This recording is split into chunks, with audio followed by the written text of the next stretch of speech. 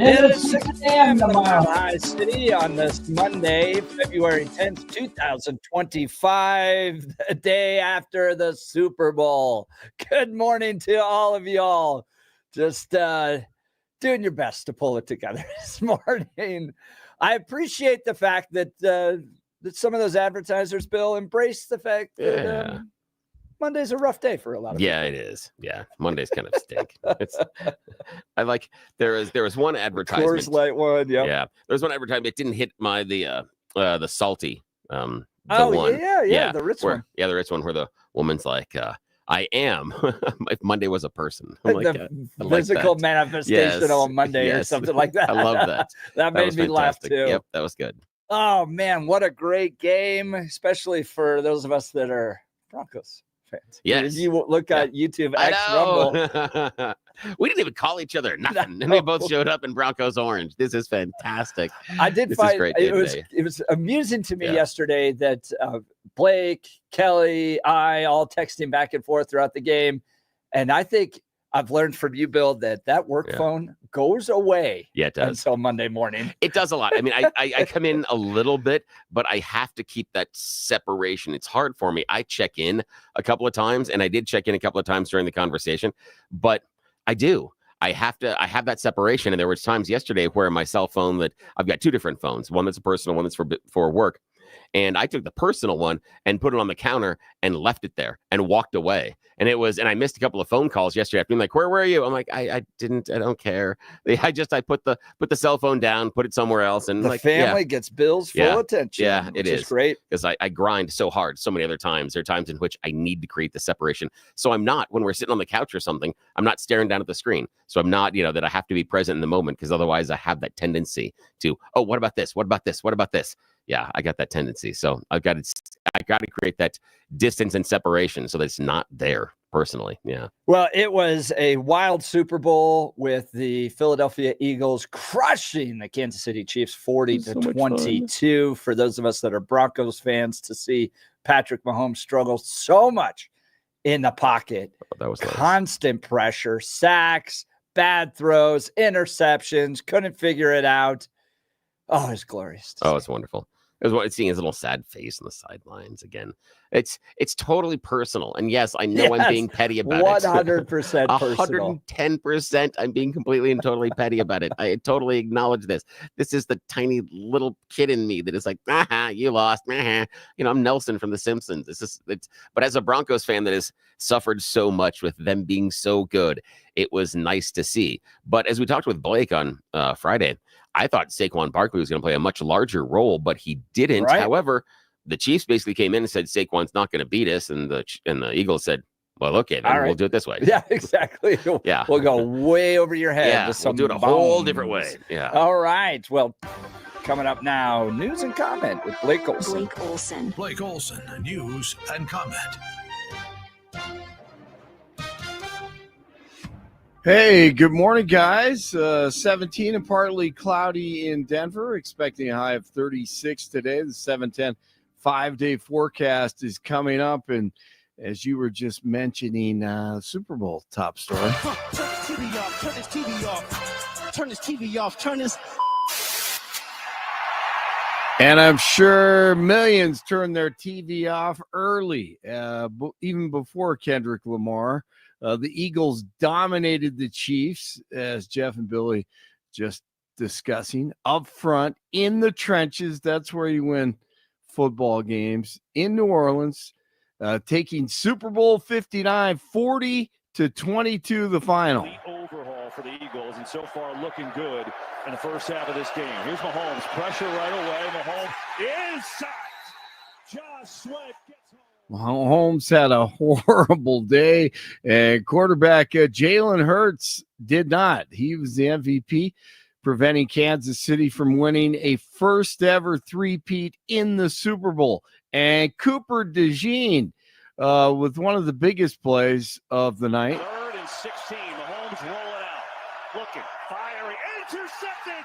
Picked up by Cooper DeJean. Gets a block.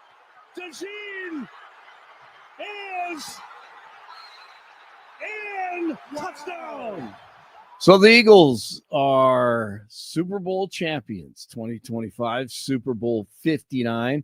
By the way, that's Roman numeral LIX. So I think, I thought the best headline this morning should be the Chiefs took their licks, LIX, in 59. I don't know if anyone's used that. I like that one. That's a good one. Thank you very much. But that defensive line was incredible from Philadelphia. Eagles did a great job, man. I mean, it seemed like every snap. Patrick Mahomes had no time, no chance. Pocket closed. Yep. Couldn't get out of the pocket. Right. And that's where, if he has space, then he's very dangerous. But I have to admit, I was going for the three-peat because I love history stuff, witnessing stuff like that. But I didn't want Travis Kelce to do anything, and he did not. He dropped 2 passes. It was absolutely beautiful. That part was great, man. And then the Donald Trump post about the singer Taylor Swift after the game. Did you see that? Yeah, I did see that. She was booed. They didn't give her a warm welcome. Nope. And I forgot what else he said. I just had that. But during the national anthem, the crowd roared when they showed DJT on the screen.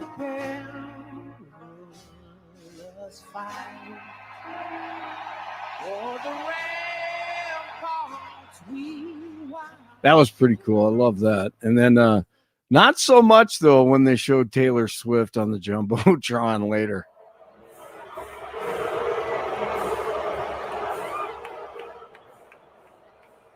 That was pretty funny.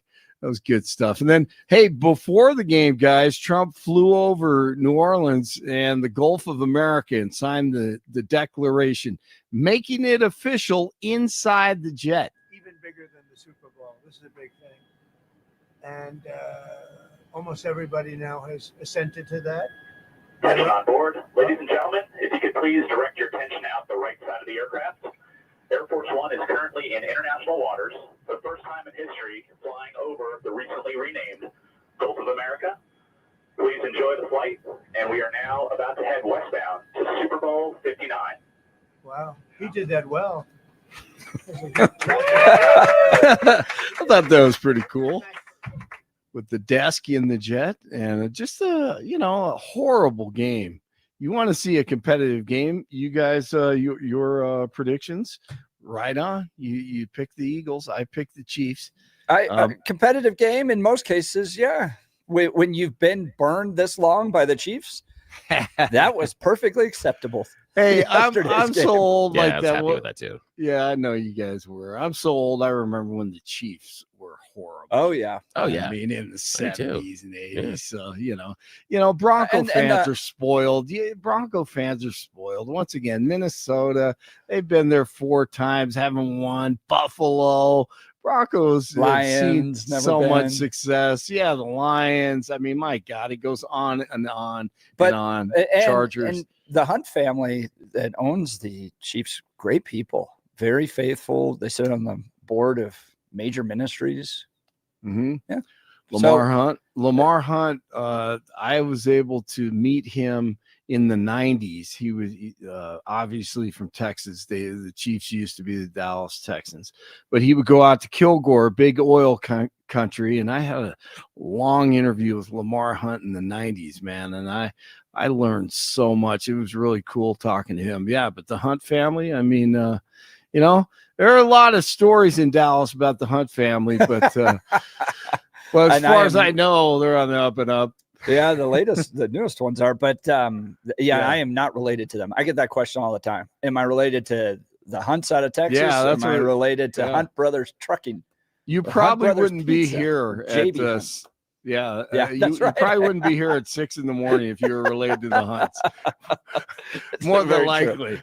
You may be hanging out with Billy, but not me. Chinese tariffs on some American goods are in effect as of this morning as 47 continues to try to make it fair for all. China's retaliatory import taxes include 15% on coal and liquefied natural gas, along with a 10% tariff on oil, farm equipment, and large engine cars. As we saw in Denver last week, leaked government documents say that large-scale illegal immigration enforcement is coming to LA.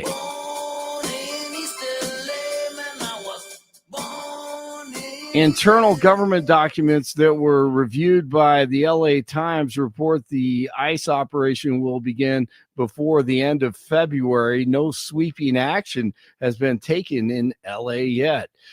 All of the plane and military helicopter wreckage has been removed from the Potomac following the recent midair crash near D.C. on Saturday. The National Transportation Safety Board released a statement saying that all of the major pieces from both aircraft have been recovered and moved to a secure facility for further examination.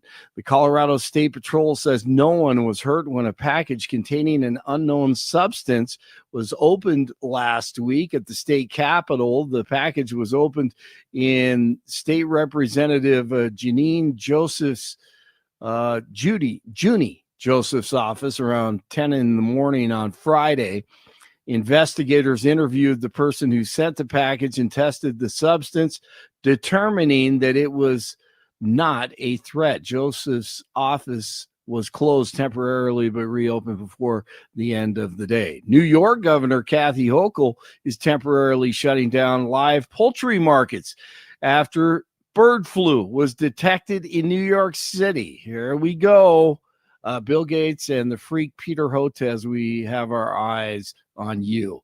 Police in Aurora say a report of a robbery in a city park was made by a 15-year-old boy. The teen told police that he was in Montview Park around 11:30 on Saturday night, and two men tried to rob him. He said he fought both of them off, but was wounded in the hand. The police department dismissed that report Sunday, saying that the teen had shot himself and there was no robbery. Police don't expect to make any further updates to the case. News brought to you by Lair Fireplace and Patio, Denver's premier source for everything fireplace, patio, and grills. Locally owned and operated since 1954. Online at lairfireplacepatio.com.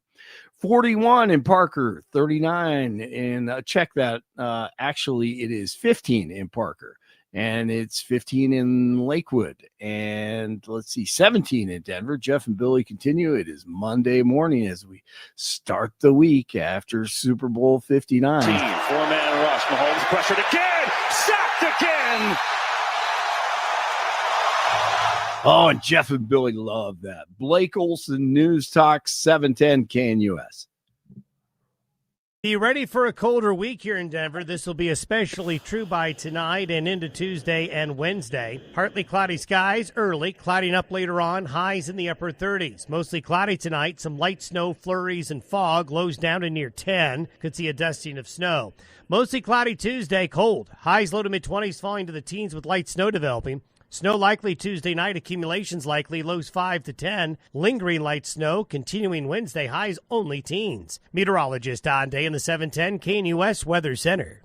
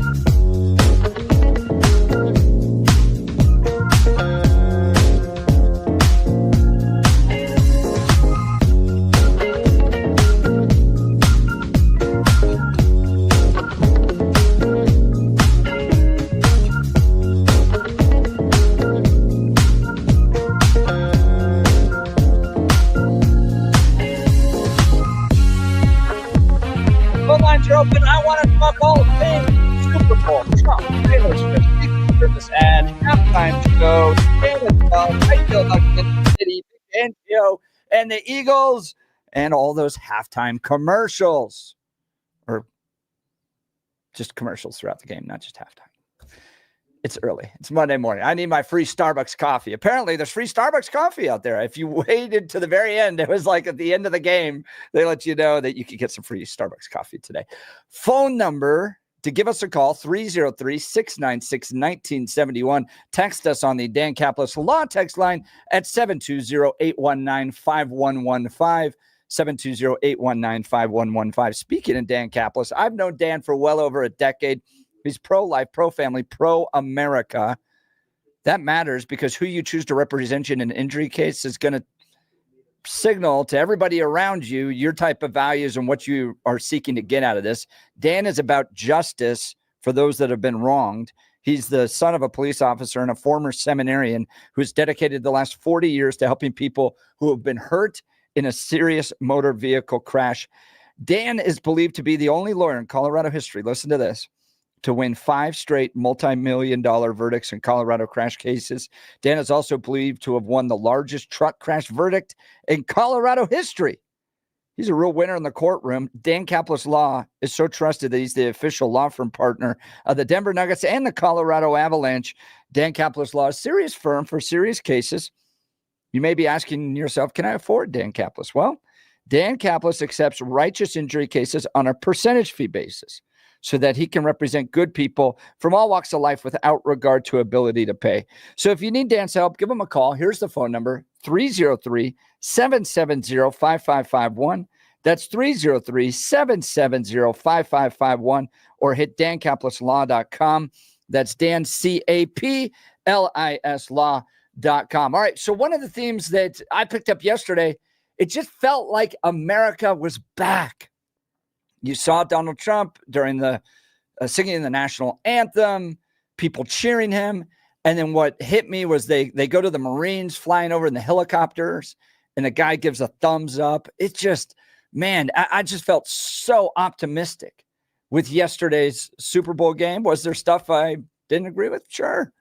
A little bit of woke stuff here. We'll get into He Gets Us ads a little bit later. But overall, I felt very inspired. And one of those ads that got me feeling like America's back is the Secret Service ad. Listen to this. This is a Secret Service recruitment ad that ran yesterday. America was founded on an idea of freedom. America's always stepped forward in time of need throughout our short but powerful history. Ask not what your country can do for you. Ask what you can do for your country. Tear down this wall. We've been there for all of it.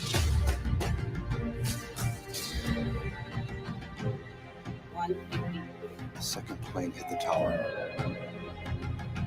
Our heroes are humble.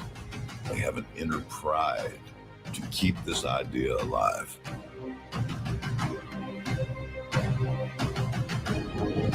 Protectors are born, they're not made. America's Secret Service protecting this Super Bowl is asking a few more to step forward. That was awesome. Man, that gets this red-blooded American all fired up, Bill. I felt like the patriotism was back, the celebration, the president's there. It was good. It was a good Super Bowl. Did you get the patriotic fervor yesterday? This is what I got I got the idea of this being more or less a self-fulfilling prophecy. Those people that were happy that Donald Trump's the president seem to view this as a very patriotic Super Bowl, even though I don't think it was necessarily that different from what we had last year, per se. And people that weren't saw it as being overly, at times, partisan, overly patronizing. The idea that Trump was there, first president to be there at the game. I had the impression that based on your politics, that's how you viewed that one. In fact, even that advertisement, it sounds really, really good. But what I didn't get there is there's an image about 3/4 of the way, maybe closer to the end of the assassination attempt on Donald Trump. And it's the issue where he's standing up and he's doing the fight, and the blood is coming from his ear.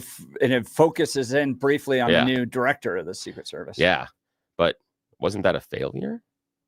I was told by the MAGAverse when that happened that it was a total failure and incompetence of the Secret Service. Why would you put that in the ad? Why would you? They also put had that? Lincoln and Kennedy in the ad. Yeah. But that's, there's more stuff as far as history, protecting the president. But the issue being, though, that everything I had heard about that issue with the first assassination attempt was that it was a failure by the Secret Service. So why would you put that failure into your advertising and marketing message? That was something I just sat there and it was brief. It was like a second and a half, 2 seconds. Right. So it's brief, but I sat there and went, that's weird. That's a weird image when it was the people that are wanting and cheering this Secret Service ad are the same ones that criticized the Secret Service and said they put him in danger and that it was incompetence. So why would you put the incompetent moment into the advertisement for recruitment? I just thought that was weird. That's all it is. I was like, that's a weird juxtaposition of what our message is here versus how that image and how that event was portrayed. I just found it to be a strange message. How about such an active president at the Super Bowl, Donald Trump doing the interview, showing up there live, all that was taking place around Trump versus Biden, at least in the last Super Bowl, was like nowhere to be found. Yeah. For me, I don't like it, because why do we need to inject politics into this day? I don't understand. You were happy that Biden wasn't a part of the Super Bowl stuff. Yes, I was ecstatic that he didn't do this stupid pre-Super Bowl interview. Ecstatic. That is phenomenally stupid. And I don't care who you are, for which party. I think it's dumb. I don't care. The last thing, when I'm prepping for a Super Bowl, when I'm looking at this, this is escapism for me.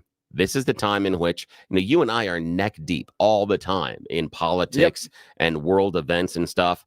I don't need it intruding into my escapism and my entertainment. And it's regardless of party. I think it's just, and again, I approve and applaud the idea about the patriotism surrounding America. That I like a lot. But the idea that we are using that to promote one particular party and or president, I hate it. I hate it. I really, really seriously dislike it because it intrudes. It has to be covered. It has to make an issue of it. And on a side note, you were talking about Trump and the thing with doing the thing about Taylor Swift. T-Swift. Yeah.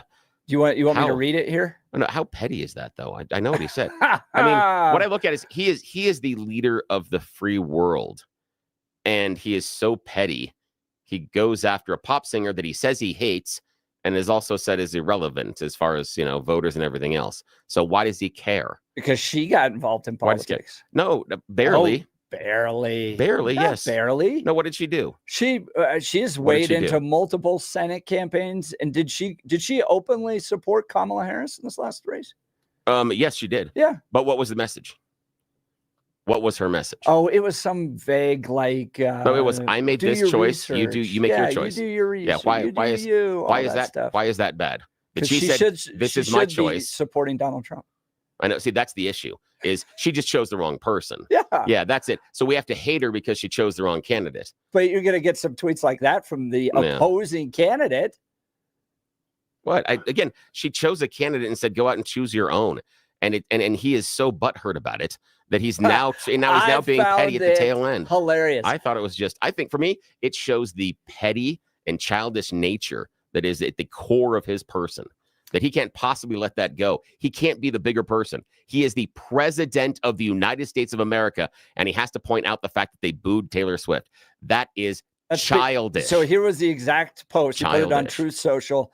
Donald Trump, the only one that had a tougher night than the Kansas City Chiefs was Taylor Swift. She got booed, all caps, out of the stadium. MAGA is very unforgiving. She picked the wrong side. No, it's because the Philadelphia Eagles. Have you seen them? That's what it was. She got booed because the Eagles fans. I don't think. Do you think the Kansas City Chiefs fans were booing her because Kansas City Chiefs fans were But I cheering think Donald Trump. maybe America's booing her. But no. The issue is in the stadium. I know that we want to make this into politics, and that's what Donald Trump is doing, and that's why it's petty and childish. But the issue being, do you think the Chiefs fans were booing her, or was that predominantly Eagles fans that were there? My guess is Eagles fans. And so I'm guessing it was Eagles fans. It wasn't the stadium or America making their opinions known about Taylor Swift. Not at all. It was because there are radio stations that are in Philadelphia that refused to play Taylor Swift songs for the last week. They were running promotional ads about that. They refused to play it. Yes, that's what happens. If it was the Broncos that playing against the Chiefs for whatever reason, they showed Taylor Swift, Broncos fans would boo Taylor Swift, even though probably a number of them would have shown up at her concert. That's just what you do. The Democrats, but he has to be petty about it. It's just Democrats so childish. Have been weakening, destroying, dividing this country. What you saw yesterday was the return of MAGA. It was a strong president. It was about unity. It was about America, patriotism, self-sacrifice. It was everything that the Super Bowl should be, and it felt like America is back. I get pictures of people flipping the president off during that time too. Some wearing Eagles jerseys, some wearing Chief jerseys. I have pictures of people in both color jerseys giving the finger to Donald Trump. So before we talk about it, again, this is based on, the reason that Taylor Swift was booed is because Eagles fans.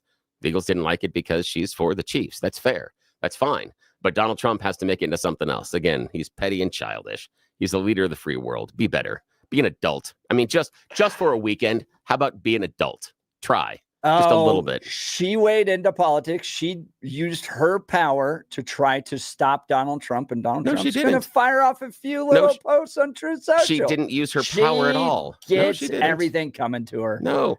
What coming to her? Doesn't matter. The Eagles booed her because she's a fan of the Chiefs. It's not politics. No. This is about who she's supporting. She wanted to make America worse. And that's exactly it. What she did is she said, I made a choice. You go out and make your own choice. That was making America worse. She's that was making America number worse. Of elections saying go ahead and make your own choice. Stuff. Oh my God, I can't believe she wanted Kamala Harris. How horrible. That would have absolutely have made America worse. She actually encouraged people to go out and choose whatever candidate they wanted. Oh, the horror. Yeah, see, this is the thing that pulls back is the underlying issue with MAGA is if you don't choose what I think you should choose, then you're wrong. That's different. Right. She didn't say that. Taylor didn't say that, but that's what MAGA says. So before you sit there. She's totally wrong. Again, thank you for proving my point. Yes, thank you for proving my point. And she's going to get some. That the one thing that MAGA doesn't want is for people to go out there and to make their own choice. Don't make your own choice, people. Not at all. Don't make the wrong choice. Yes, exactly. Thank you. Again, I appreciate you proving my point over and over. All right. I want to hear from you all. Phone lines are open 303-696-1971 or text us on the Dan Caplis Law text line at 720-819-5115. Some text messages coming in about the Black National Anthem. I think that was played before I didn't get to see it. That was before I got there. It's before the national anthem. But we shouldn't be playing multiple national anthems. Why not? Why does it matter? One national anthem. But we did. That's what they're texting. But we had the one national anthem where we all stood up and honored for and everything else, and we had songs before that. One of them was a Black National Anthem. It was not presented, nor positioned, nor given the same reverence as the national anthem. Did they show up beforehand with a color guard? No. Did they show up beforehand and tell people to pause and stand? No, not at all. When they're presented differently, they're not the same. I understand that it gets you mad. I don't care if they do a hand jive beforehand. Don't care. That's all before the national anthem. Who cares? I don't understand why that matters to you. I seriously call in and tell me why. 303-696-1971. Donald Trump should jail matter? Taylor Swift. One of the text messages coming in. Give us a call. Phone lines are open, 303-696-1971. We're talking all things Super Bowl this morning. Trump, Taylor Swift, Secret Service, halftime show, the game itself, Kansas City, Vic Fangio and the Eagles, the commercials, the patriotism, even Brad Pitt saying our unity is our strength. Like 2-3 years ago, that was considered terrible and racist, and you couldn't do that. It was our diversity was our strength. Now Brad Pitt's telling us our unity is our strength. Have we come full circle? Is America back? Phone lines are open. Would love to hear from you. You're listening to the Jeff and Bill Show. Denver's talk leader, News Talk 710 KNUS. Dollars in global funding and is now under intense scrutiny from DOJ audit. At this hour, I'm Christina Owayo in Dallas, and here are your top stories. The ex-chief of the USAID, Samantha Power, reportedly experienced a spike in her net worth during the time she served as the chief of USAID, the organization that oversees hundreds of billions of dollars in global funding, and is now under intense scrutiny from DOJ audits being conducted by Elon Musk and his team. According to Inside Biden's Basement and financial records, Power made $180,000 a year as Joe Biden's appointee. In those 3 years, her wealth jumped from $6.7 million to a whopping $30 million, leaving many on social media questioning how her net worth made such a significant jump in such a short amount of time.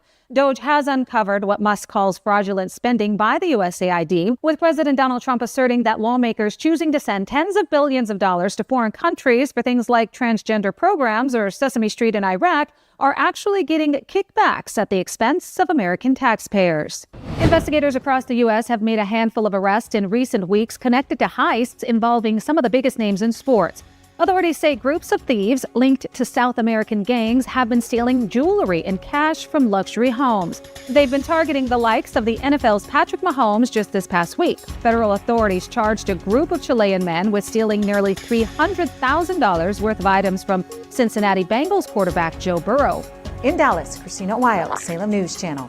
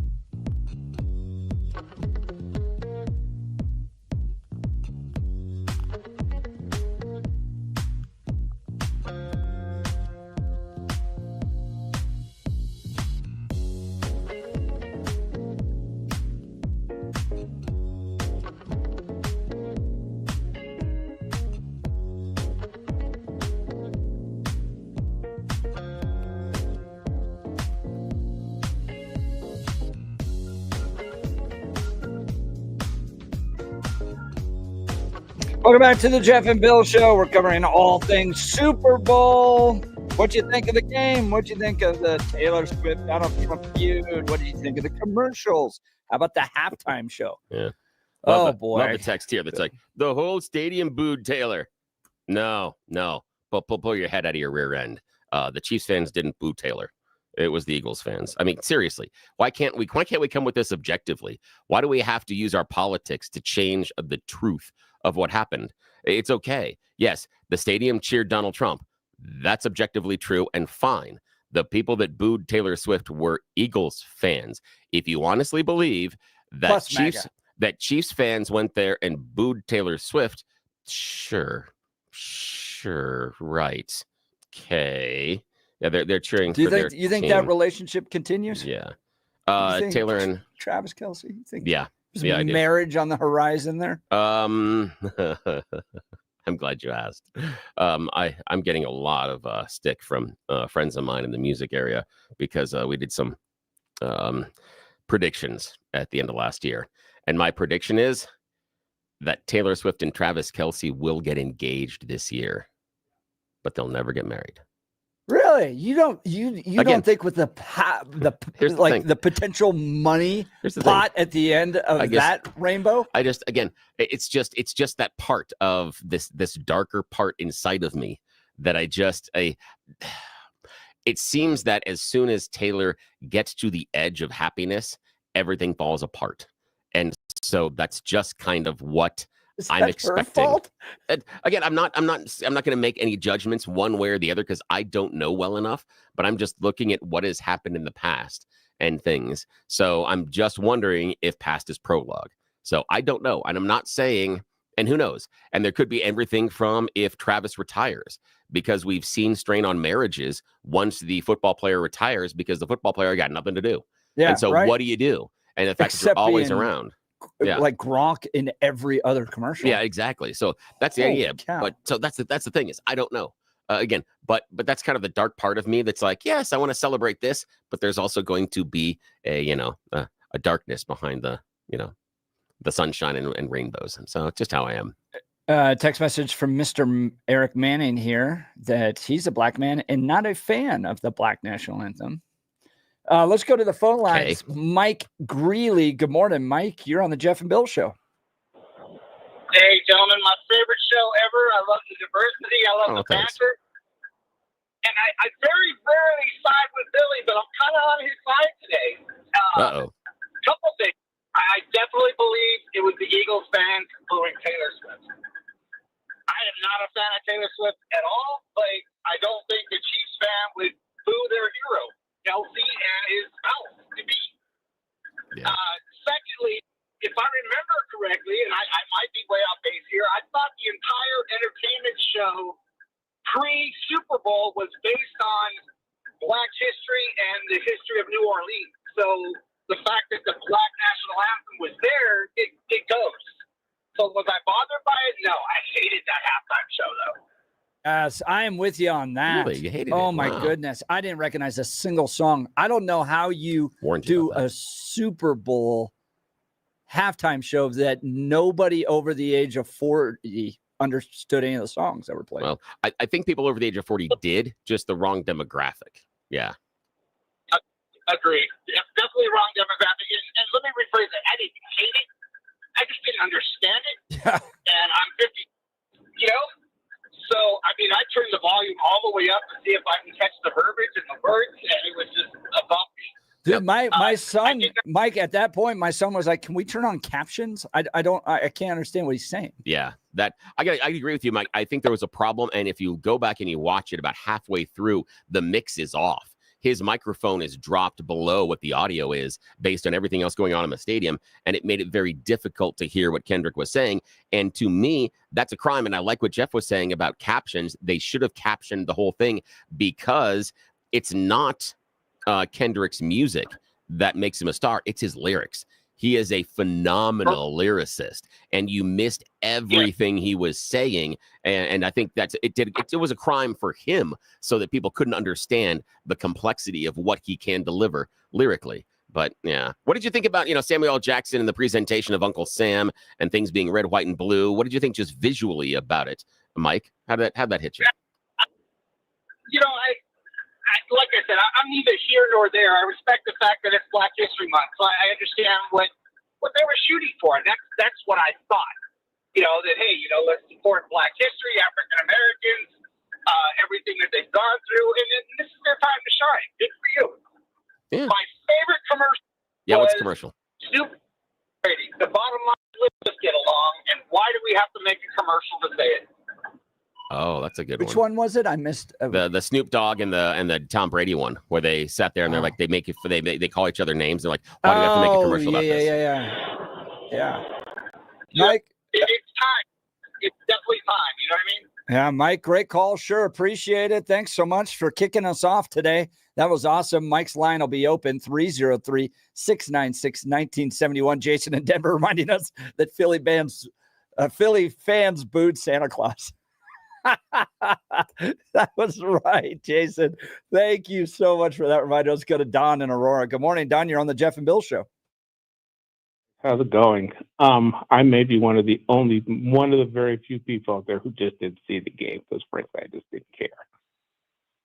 Is that out of protest? Is that out of protest to the NFL, or are you just not a football fan?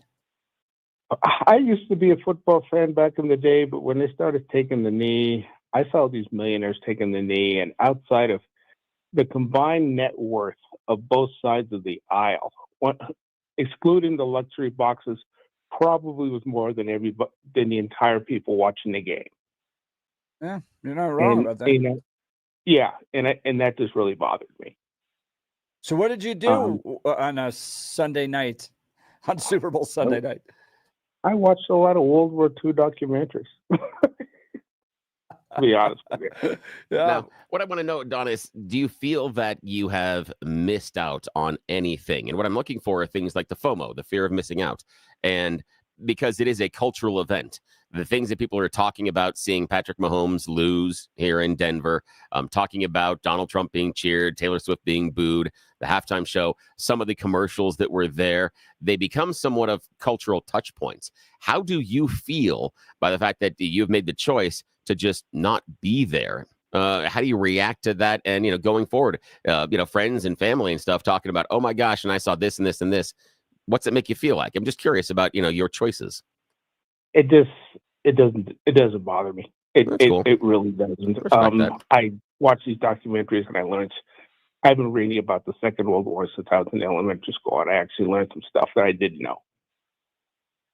So to me, not a bad use of the evening, Don. I sure appreciate it. Yeah, thanks. So coming up in just a second is going to be You Choose the News. You're not going to want to miss it. But phone lines are open. Join the conversation about the Super Bowl. What do you think about Trump? What do you think about the patriotism? What do you think about the halftime show, the commercials, the game itself, Mahomes watching that pocket collapse over and over and over again? It was so glorious. It was amazing. Would love to hear from you. Phone lines are open, 303-696-1971. Billy, I got to take a moment of personal privilege because he's in the car heading to school right now. Ladies and gentlemen, happy 13th birthday to my son, Danny Boy.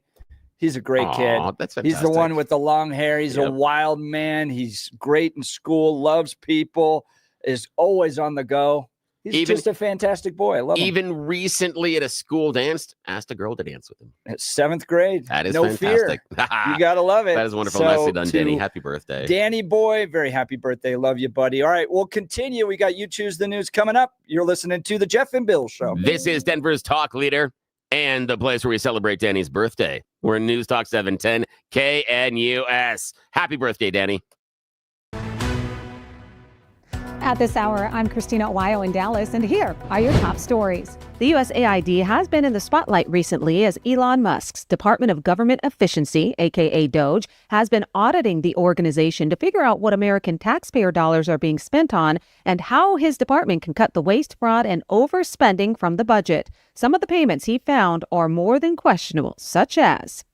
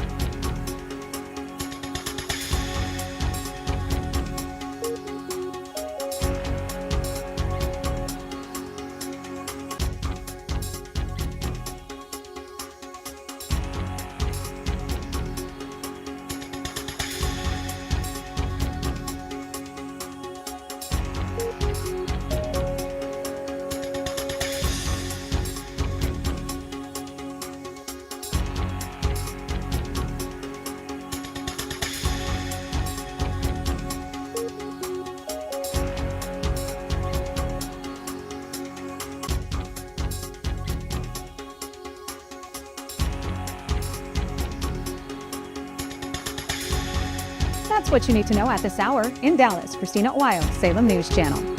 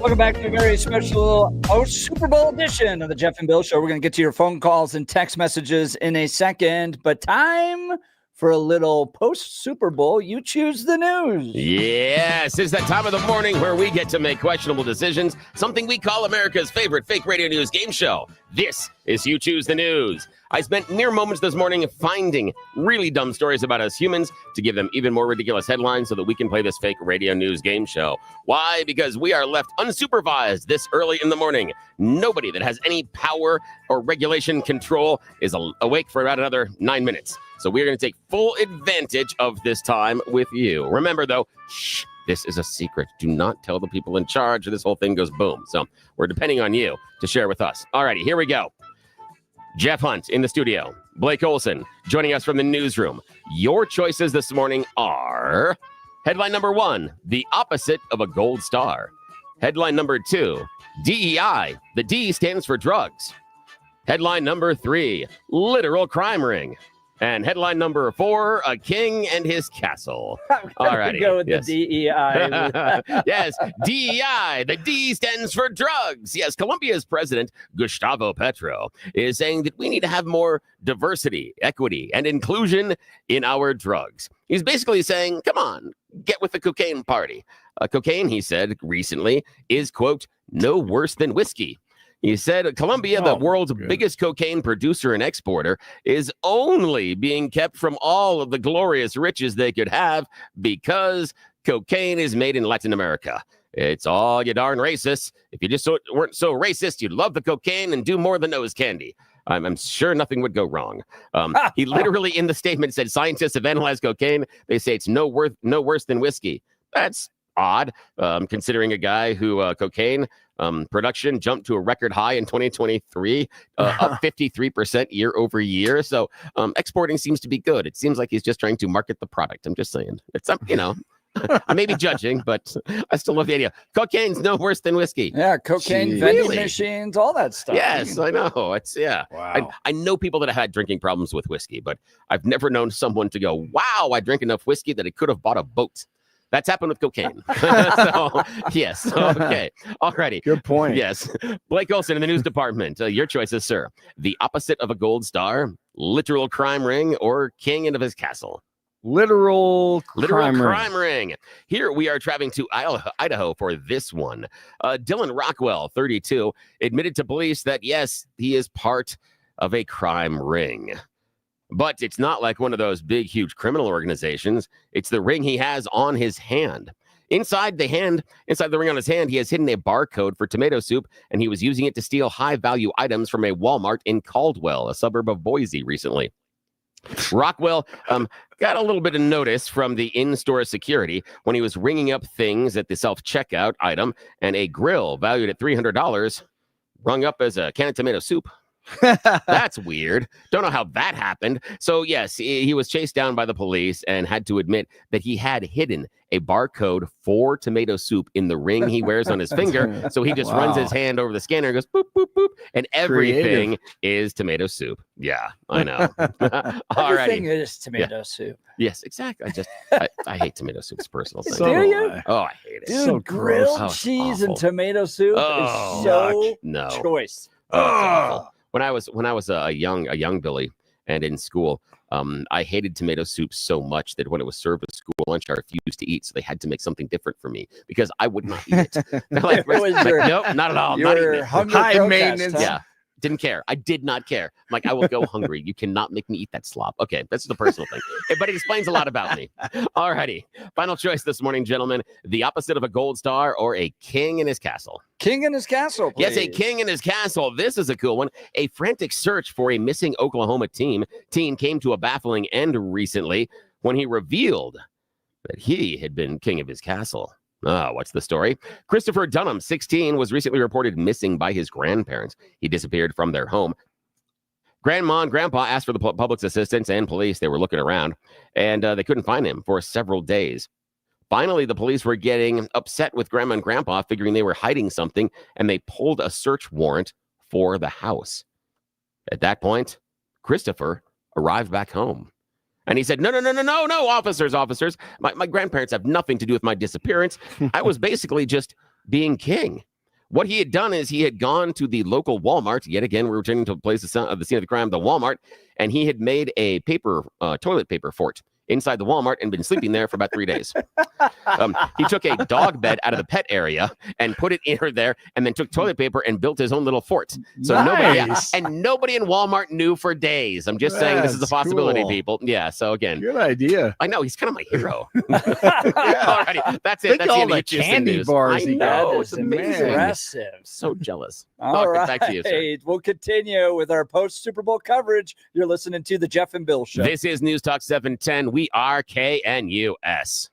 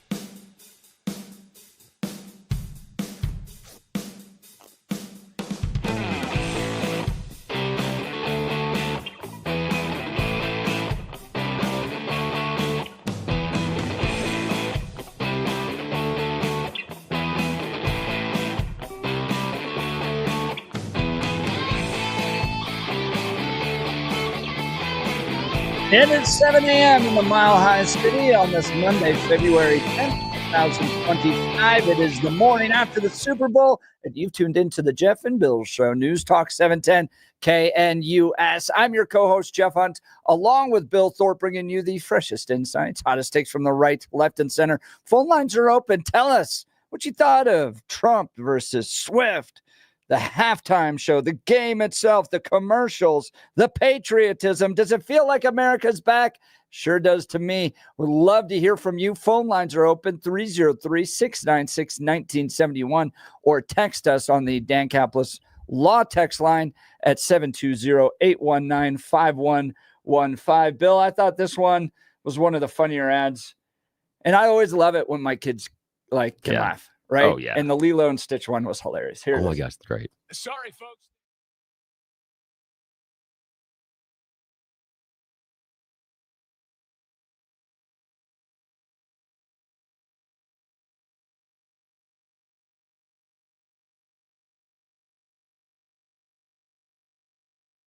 Watch out for the goal.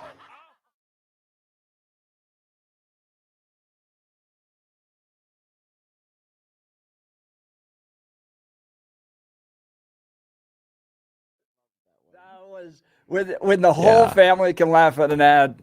It's a winner in my book. It is a winner. I love that one because I've got one of my kids that is a huge Lilo and Stitch fan. I mean, just over the moon. This particular child does have a full body Stitch onesie pajamas that with the head and everything. I mean, so it's great. Huge Stitch fan. And the fun part was, as soon as the commercial started, the kid goes, "That's Stitch." I mean, immediately within like seconds, like, no. And they sat there because that's how into it he is. So it was really cool to see. And it was one of those that the entire family, they just giggled and laughed along with. That was clever. That was I would fun. love somebody to please explain the flesh cowboy hat ad. That was weird. I have no idea what that one was. Was a little creepy. It was super creepy. Yeah. Okay. No. Okay. 7:00. Okay, we can do this one this early. We can still ask for. I'll have to ask for forgiveness later. But my lovely and talented wife, when she sat there and she's watching that, she's like, "Who's giving birth to that?" And I was like, "That's a level of pain and uncomfortableness that I didn't consider when I'm first watching that. I didn't think about that." But I'm like, "You got a really good point, my dear. How does that possibly flesh colored anything? It ain't that attractive. It's weird. That was a weird one. That was one that I'm like, oh yeah. What was the focus group for this one like? I don't know. Right. And a lot of money and multiple versions of multiple. it. So and I'm like, it didn't $20 million probably, and it didn't get better No. as they furthered the story. And I still don't get it. I don't know it. Someone, please. Yeah, and I have no desire to go to Tubi and watch anything to deal with that. You didn't hook me. Nothing. I'm like, this isn't interesting at all. I have no interest in watching this. So phone lines open. Give us a call, 303-696-1971. Now, time for Blake Olson News and Comment. Blake Olson. Blake Olson, News and Comment. 17 and partly cloudy in Denver. Thank you, Jeff and Billy. Expecting a high of 36 today. The 7-10 5-day forecast coming up. Our top story. Turn this TV off. Turn this TV off. Turn this TV off. Turn this. Yes, gladly. I'm sure millions turned off the tube before Kendrick Lamar even took the stage, but the Eagles dominated the Chiefs up front in New Orleans, winning Super Bowl 59, 40-22, the final. Four-man rush. Mahomes pressured again. Sacked again. Quarterback Jalen Hurts was the MVP, and obviously Patrick Mahomes had a rough night. Hurts was 17-22, 222 yards, couple touchdowns, an interception, and he actually rushed for more yards than any quarterback in Super Bowl history, 72 yards. And he held the record from a couple of years ago, 70 yards. So congratulations to him. Preventing Kansas City from winning their first ever three-peat in the Super Bowl, a first ever three-peat in the Super Bowl. And rookie Cooper DeJean was one of the guys who had one of the biggest plays of the night. 3rd and 16. Mahomes rolling out. looking, firing, intercepted, picked up by Cooper DeJean, gets a block. DeJean is in, touchdown. And things kind of unraveled for the Chiefs after that. Now, during the national anthem, the corporate crowd roared. And I kind of agree with Billy a little bit on this, but it's a corporate crowd, and they roared when they showed DJT on the big screen. Yes, there were some DBs flipping him off, whatever. Majority of Americans love him.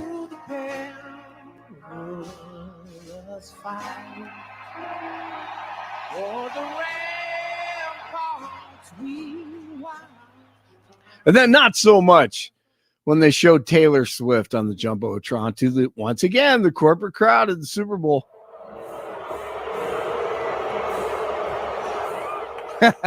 There were a lot of Eagles fans, though, there, and they contributed. Before the game, Trump flew over New Orleans and the Gulf of America and signed the declaration, making it official inside the jet. Even bigger than the Super Bowl. This is a big thing. And almost everybody now has assented to that. Engine on board. Ladies and gentlemen, if you could please direct your attention out the right side of the aircraft. Air Force One is currently in international waters for the first time in history, flying over the recently renamed Gulf of America. Please enjoy the flight, and we are now about to head westbound to Super Bowl 59. Wow, he did that well. That's a good Yes, he did. Yes, he did. You know, the greatest observation by my younger brother last night and my sons, the GOAT, Tom Brady, wasn't even wearing a belt for the Super Bowl. No belt with his suit. That's hilarious. That's what happens when you don't have a wife. That's exactly what my wife said. Giselle, she went in life without Giselle. Would have made sure he wore a belt. Now, I was skeptical. I actually think he did a really good job. Oh, I thought he was awesome. Yeah, I mean, I thought he can almost say whatever he wants because he's the greatest. He provided good insight. You know, this is how I fell down in a Super Bowl. This is how we came back. Hey, look, I've lost 3 Super Bowls. I know. Like, I thought it was fantastic perspective. Someone explained to him what his job was, which was fantastic. Because imagine that. I get so upset when I'm watching some of these games because play-by-play guy is the what, and then the color guy is the how and why, especially the why. And if you are a color guy and you're not telling me why, just turn the mic off. I literally don't need to hear you. Just turn it off. I agree. And he did a wonderful job of talking about the why. And when the game got, for that, moment about a quarter and a half, when it was legitimately out of control, when it was, over 30 points, he did a good job of sharing stories about, in the Super Bowl, I did this. This is what you're watching for. And that's something you need. And you need to pull that from baseball. Baseball's got to fill a lot of dead time. I was surprised he was able to fill as much dead time as he did.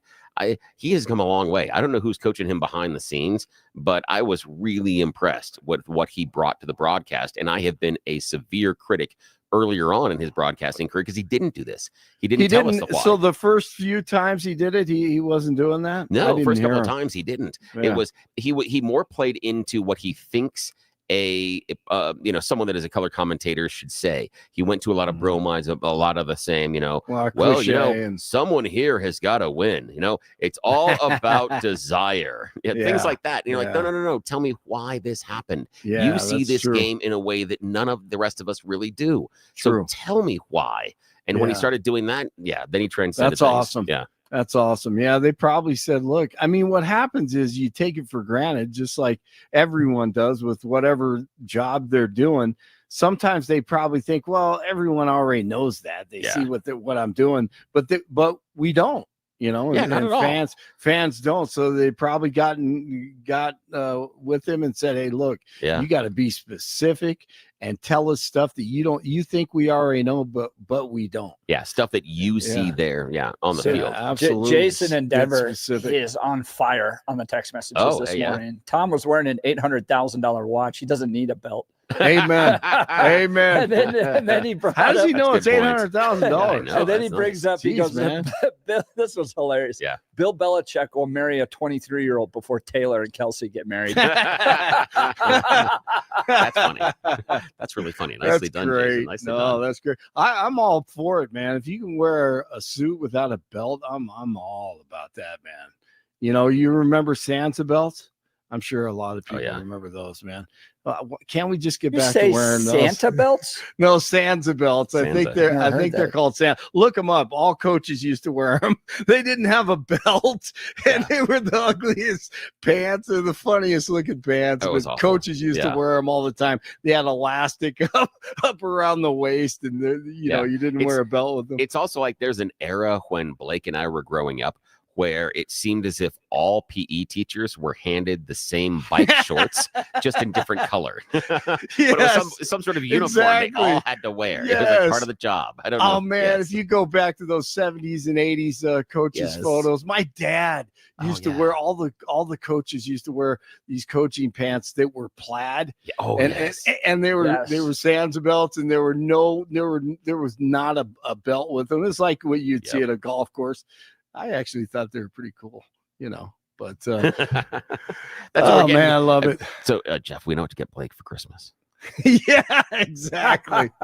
Exactly. I'll support those. Check them out, man. You got it. They're the best. Yeah, you can They're buy the them best. on eBay. They're listed under vintage 60s and 70s pants. Man, when the Broncos used to go on the road, John Ralston used to wear these bright orange Sansa belts, all the coaches. I mean, just ridiculous, but they were so cool. They were awesome. All right, the Aurora City Council will be meeting virtually again today as it discusses new rules regarding public comments. The council met virtually on January 27th and had trouble keeping the meeting on track due to comments from protesters. I wonder who was leading that one. I won't say his name. One proposed one proposed solution is having a comment period 40 minutes before the regular council meeting with a time limit of 2 minutes for each speaker. Residents of Aurora would be moved to the front of the line during each comment period. The proposal is scheduled for a vote during today's meeting. RTD is warning riders of potential delays due to rail maintenance. Rail grinding maintenance will begin on H&R lines between the Florida and Southmore stations tomorrow. Chinese tariffs on some American goods are in effect as of this morning as DJT continues to try to make it fair for all. China's retaliatory import taxes include 15% on coal and liquefied natural gas, along with the 10% tariff on oil, farm equipment, and large engine cars. DJT says he'll announce a new 25% steel and aluminum import tariff today. All right, New York Governor Kathy Hochul is temporarily shutting down live poultry markets after bird flu was detected in New York City. That's not a good thing. Let's go find those. Have you seen how they kill those massive groups of chickens? Because these are big industrial operations, right? Yes. So you're not gonna go one by one, sure, and just wring a chicken's neck or something. Mhm. They have this foam. And they spread the foam all over the chickens. And then I don't know if there's either some chemical in it that kills them or they just suffocate from the foam. Man. But they basically cover the entire operation with foam. And then all the chickens die. Oh, wow. Hey, wait, how many chickens did we kill during the Biden administration? Was it like a billion or something like that? I don't Or know. a million? That's a good question. I heard that last week. I forgot to check it. It's a lot. I don't know the total number, but it is a lot, and it's because of bird flu. And we're really the only ones that are kind of dealing with it right now. You go down and you see, you look on social media. 50 million birds. Yeah. Dang. You go out and you look at places, certain areas of Mexico. You go to even Canada. You go elsewhere into Europe, even Asia. All their egg prices are normal. mean, you can go down into Mexico and buy eggs for about $2 a dozen at this point, but they're not dealing with the bird flu, and so it's supply and demand. So you're losing a whole bunch of supply. You're killing a whole bunch of chickens, so we just don't have them at this point. And part of the reason being that we also wash our eggs and care for them differently than in other nations, so we can't necessarily import them from Mexico because they're done differently. So we would have to process them. It is interesting. So we sell our little eggs mostly to like Germans and Europeans. Really? Because they trust them. Well, and they also, so once you wash an egg, you have to refrigerate it. If you don't wash the egg, it can stay out on your countertop for a week or two. And Europeans really like their eggs that way. They want the eggs on the countertop, warm, not washed, all that stuff. It's kind of interesting. Oh, that is. So what they spray, I was just looking this up, they spray firefighting foam and it asphyxiates all the chickens. Wow. Oh, it has multiple purposes. All right. 13 in Castle Rock, 15 in Arvada, 17 in Denver. Happy birthday, Danny. If you're still listening, Jeff and Billy continue. Yes. Yes. Yes. Blake Olson, News Talk 710 KNUS. Be ready for a colder week here in Denver. This will be especially true by tonight and into Tuesday and Wednesday. Partly cloudy skies early, clouding up later on, highs in the upper 30s. Mostly cloudy tonight, some light snow flurries and fog, lows down to near 10. Could see a dusting of snow. Mostly cloudy Tuesday, cold. Highs low to mid-20s, falling to the teens with light snow developing. Snow likely Tuesday night, accumulations likely, lows 5 to 10. Lingering light snow, continuing Wednesday, highs only teens. Meteorologist Don Day in the 710 KNUS Weather Center.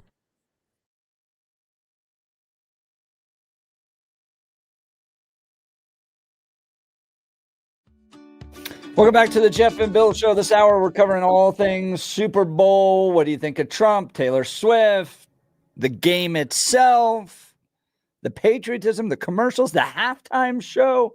So this was my wife's favorite commercial yesterday. It was a good one from Google. At my last job.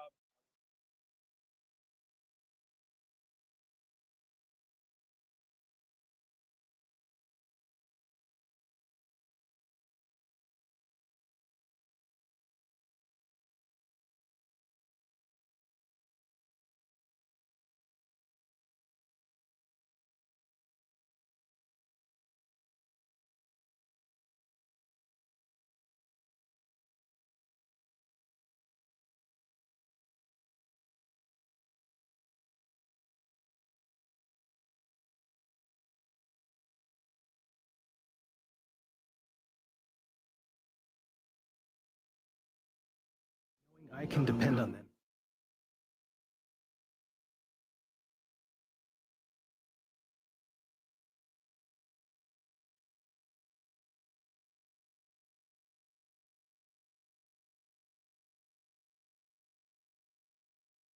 Wholesome family side of that.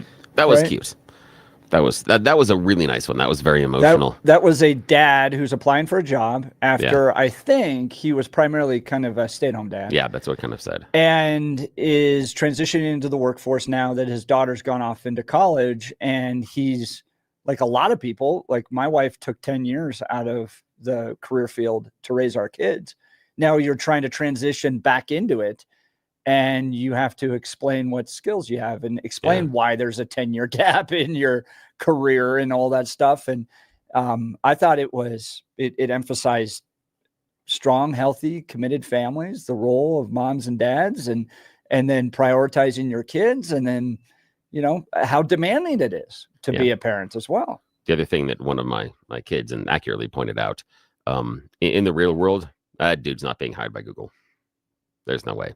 Because he would have hired by Google? Yeah, there's no way. Hired by anybody. The idea of the idea being that resume gap and the idea of saying, "Oh, I had collaboration because I was doing this with my kids." That's not what they're looking for. The whole idea is, and that's when my kids like, he's just lying. And again, it's part of my kids being so so cynical. It's my fault. But that's one of them's like, he's just lying. Yeah. Have you seen that there is that one commercial out there too where they're hiring people and they're going, okay, this job you're going to have is 24 hours a day. Yeah. Oh, yeah. And you're going to work 7 days a week. Yeah, And it's going to be even more demanding over the holidays. Your clients, you have to be ready to serve your clients at a moment's notice and all that stuff. I want to see our culture be more acceptable, more accepting of those that have taken the gap, right? That have spent 10 years at home with kids, or maybe not fully away from the workforce, but work part-time and now are ready to transition back in. I wish corporations, companies would take that. Yeah, they won't, because in part, it's an advantage to not pay that person that much money. And so that's the idea, is they're just going to punish them for that. And again, as my dad always said, a job gets a job. That's showing that you're employed and working already makes you more attractive psychologically to the next employer.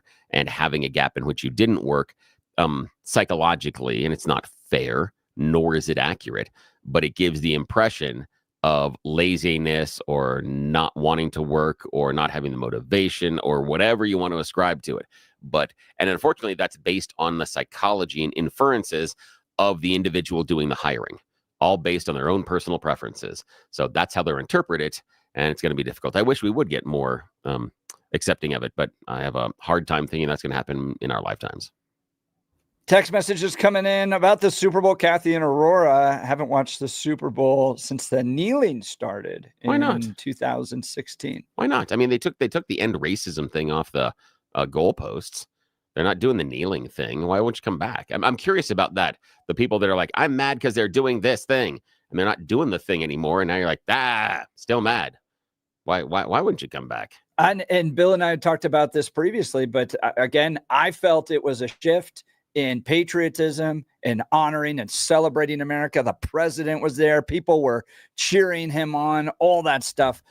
So do you think there is a shift? Do you think America's back? Join the conversation. Phone lines are open, 303-696-1971, or text us on the Dan Campos Law text line at 720-819-5115. Let's go to Jim Sterling. Good morning, Jim. You're on the Jeff and Bill Show. Morning. Good morning, you guys, and thanks for a good show again. Since the 1985 Bears, when I had the fridge and McMahon, or when we had them guys in 1985, I'm a Coloradoan, but back in them days, and then we had the Three Amigos with Broncos. Now, I don't remember their names. It was Mark Jackson, Ricky Nattil, and Vance Joseph were the Three Amigos with the Denver Broncos. And you're talking about the 1985, the Super Bowl champion Bears. The Bears. Yeah, with McMahon and everybody else. Yep. Yeah, the Super Bowl and shuffle. Now, if you want to get into politics, now we got four amigos. We got Trump, Musk, Jim Jordan, and Mark Levin. There you go. Yeah. Not bad. So did you watch the game last night, Jim? No, I was working. You're a farmer. I haven't got. It's just not been the same as it used to be back in the days. You know, when we had Elway and stuff like that, it was.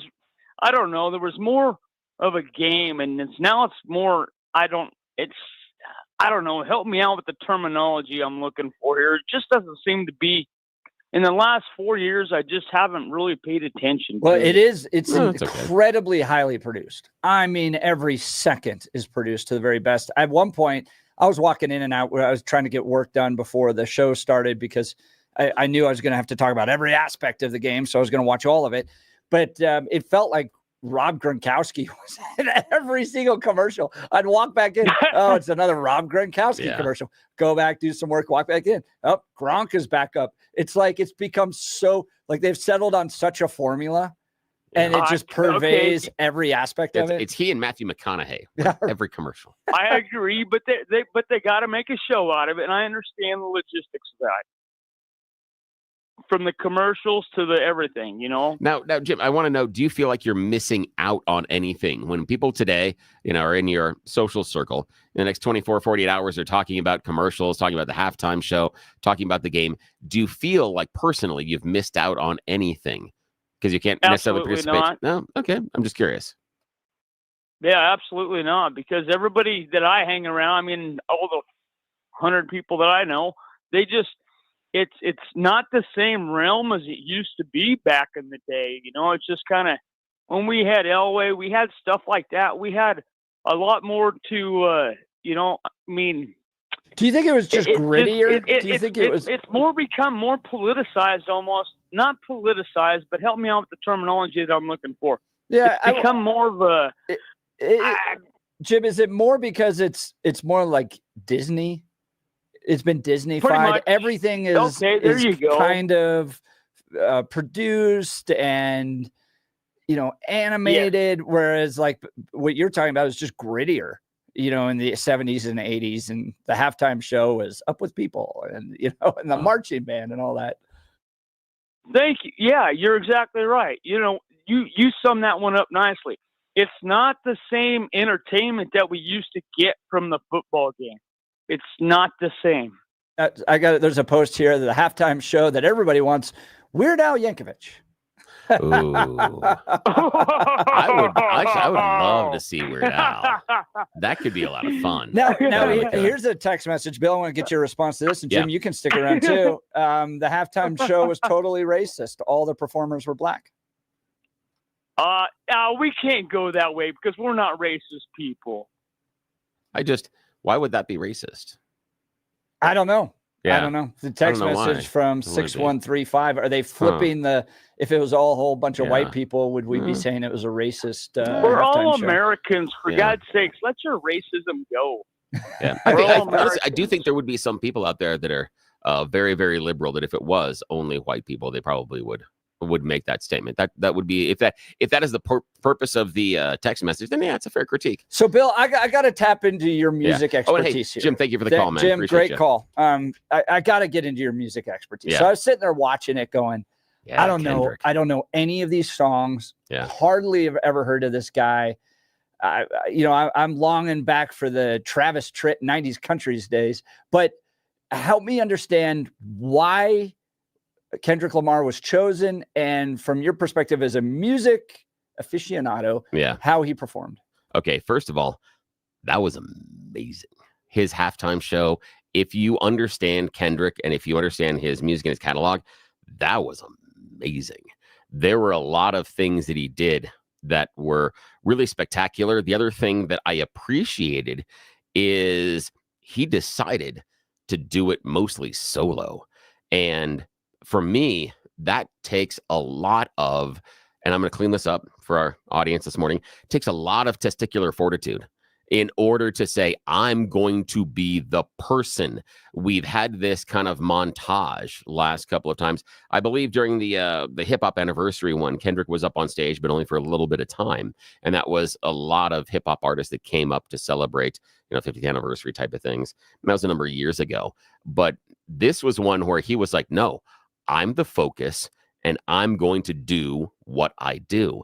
And again, I'm not a huge fan of the music behind Kendrick, but I'm a huge fan of his lyrics. I think, not saying that I'm agreeing with him, but I appreciate the lyricist and the skill that it takes, the way that he crafts the messages. A lot of that stuff was from his recent album, GZA. So you had a lot of stuff. I loved Squabble Up that was there, Peekaboo that was there, DNA was there. It was fantastic.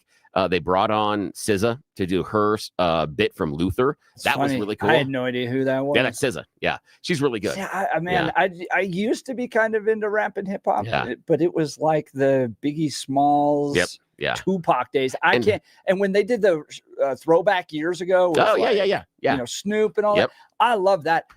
Yesterday, I was just like, what am I listening to? It was really neat. The fact they brought her up for Luther. There was a really big dig at Drake. And that was kind of the thing that if you understood what was going on, that was the thing that was the most fun.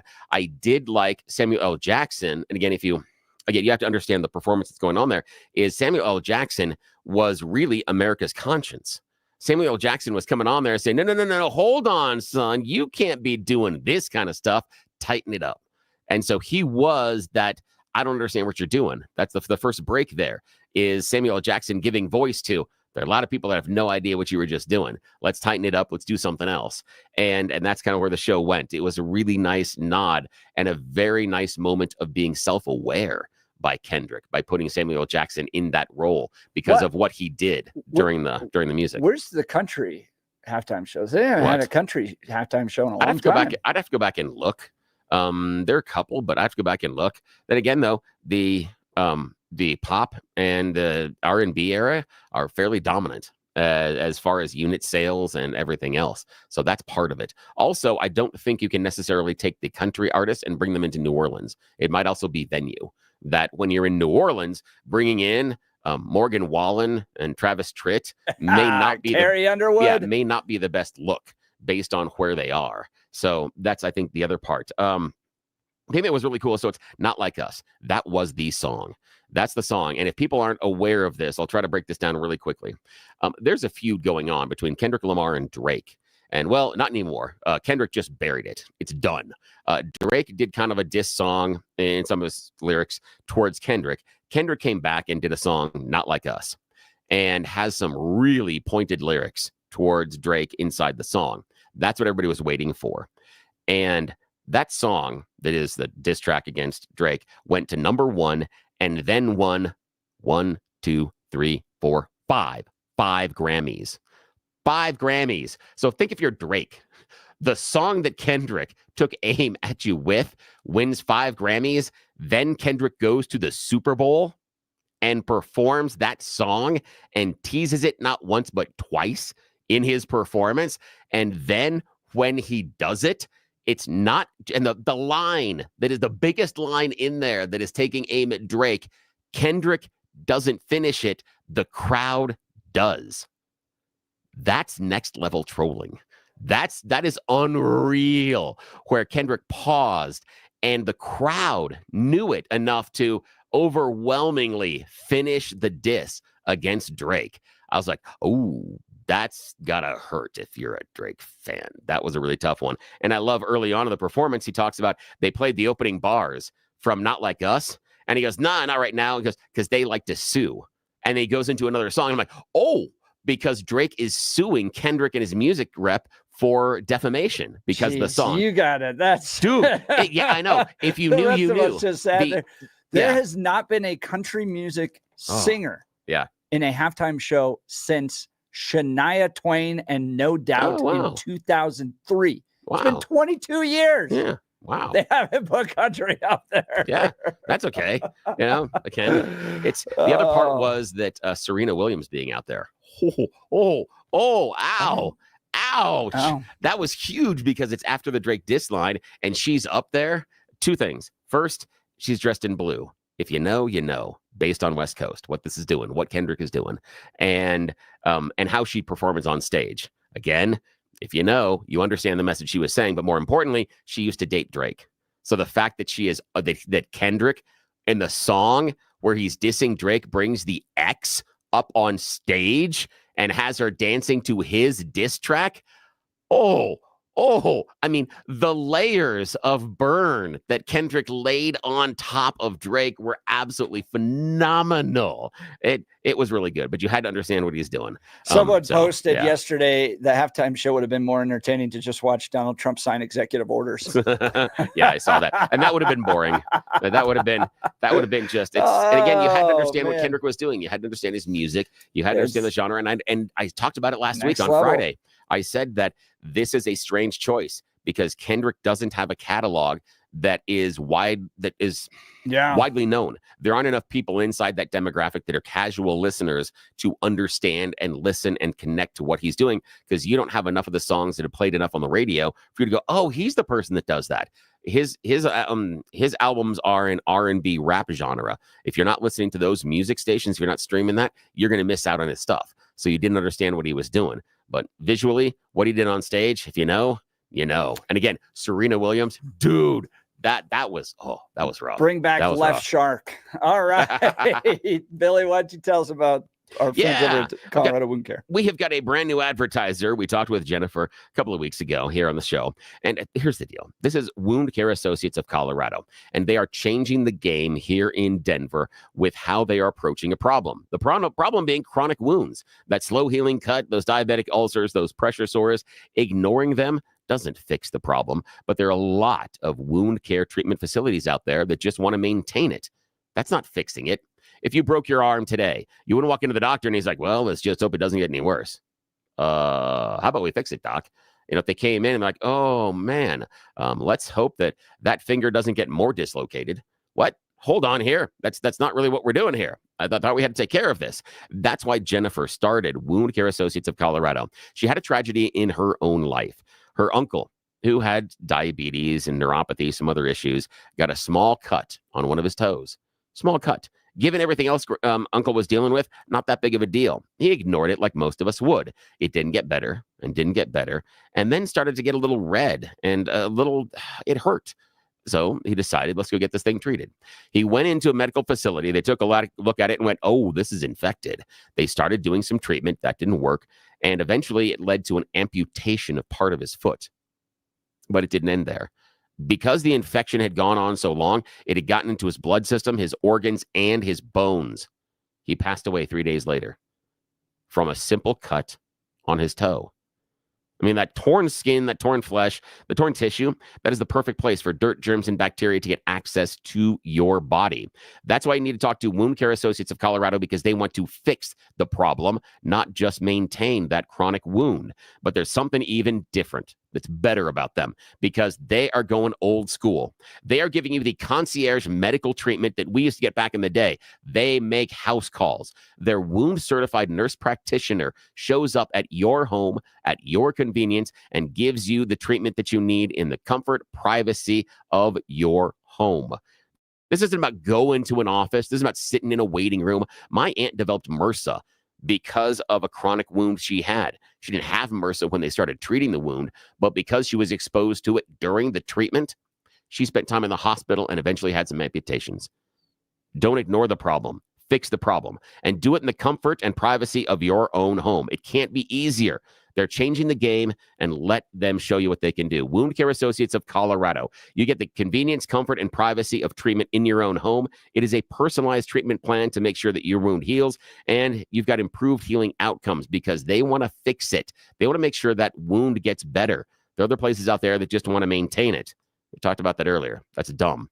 Don't do that. Don't make that mistakes. Contact Wound Care Associates of Colorado at coloradowound.com. coloradowound.com to find out more information. If you have someone in your family or yourself or struggling with a chronic wound, schedule your in-home visit today. coloradowound.com. When you reach out to them, tell them you heard about them here on the Jeff and Bill Show, because it helps us out. Thanks. That's great to hear. We'll continue with your phone calls and texts. You're listening to the Jeff and Bill Show. This is Denver's Talk Leader, News Talk 710 KNUS.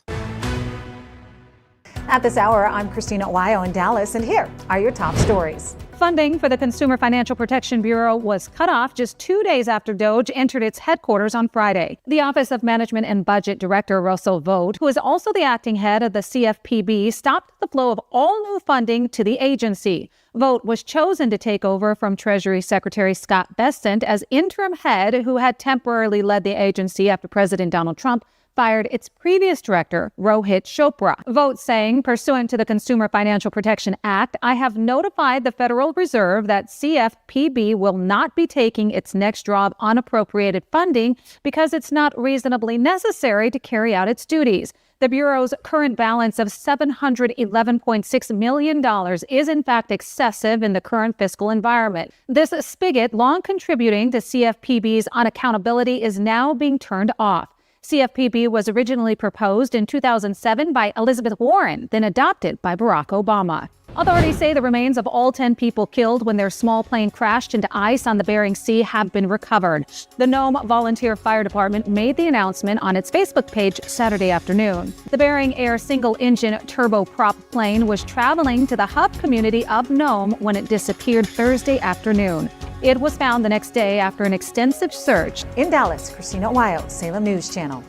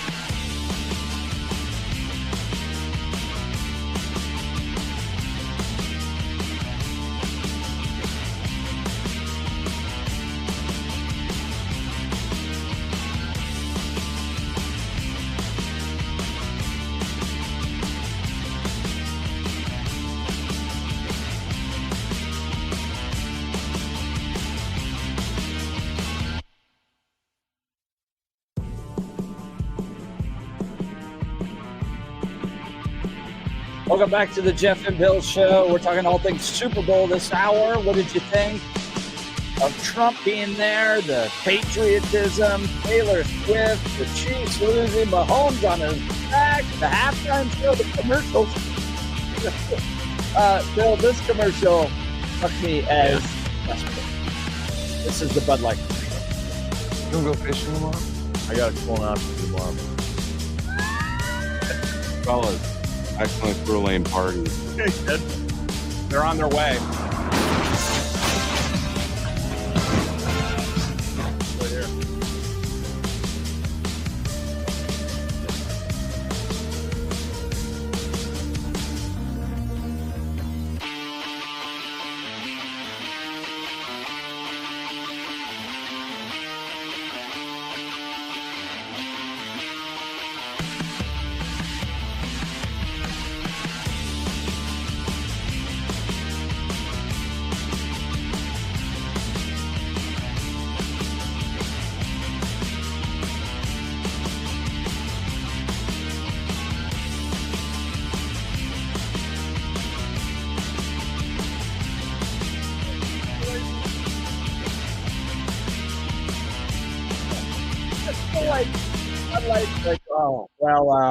Pretty much every dude in America doesn't drink our beer anymore. Let's just run an ad over the top in an effort to appeal to dudes. Say, I'm not sure that's true about people not drinking the Bud Light anymore. Even Kid Rock had given an apology a number of months ago. I know. So did he collect a check in that apology? Again, who cares? But the idea is, I disagree with the idea that not everybody drinks Bud Light anymore. That ad was okay. There were some things in there that I found that were funny. Everybody getting excited about being invited to the cul-de-sac party was really cool. The HOA reference was cool. The Peyton Manning showing up, and the really long cooler, and then the idea that no, my smoker cuts grass. They're good lines, but as a whole, it became kind of the party. The typical beer party ad, which is why one of my favorite ones was Liquid Death. Because they did the beer ad, but it's not beer. Right. Yeah, I thought that was clever. The fact that they did the exact same basic tropes inside of a beer ad, but it's not beer. That I enjoyed. I was like, that's I clever. thought the Budweiser ad fell flat too. Man, the little horse kind of pushing the keg. It was okay. But like, not great. do you remember they used to be like amazing? And I thought I only saw one Budweiser ad. Maybe I missed, but they used to. Yeah, I used to have a couple, but again, again, it's based on money. And it was great and all that. I saw that the Bud Light ad there is desperate effort to be relevant again to dudes, and it was just way over the top to me. So tell me what you thought. Give me a call, 303-696-1971. Beer ad I liked. The Bud Light Monday one? No, the Ultra Hustle. That was awesome. Which one was the Ultra Hustle? That was the one with Willem Dafoe and Catherine O'Hara. Oh, okay. Where they were scamming people for pickleball. Yeah, that's right. Pickleball. Yeah, that was awesome. That was really good. that I really, really liked. Yeah, I liked that. The setup was nice. The execution was nice. Just the visuals were fantastic. And just Willem Dafoe's facial expressions. Just give me more of that. Give me more of that. That was fantastic. That the was world my loves a character, and William Dafoe is one of them. All right, we'll continue. You're listening to the Jeff and Bill Show. This is Denver's Talk Leader News Talk 710 KNUS.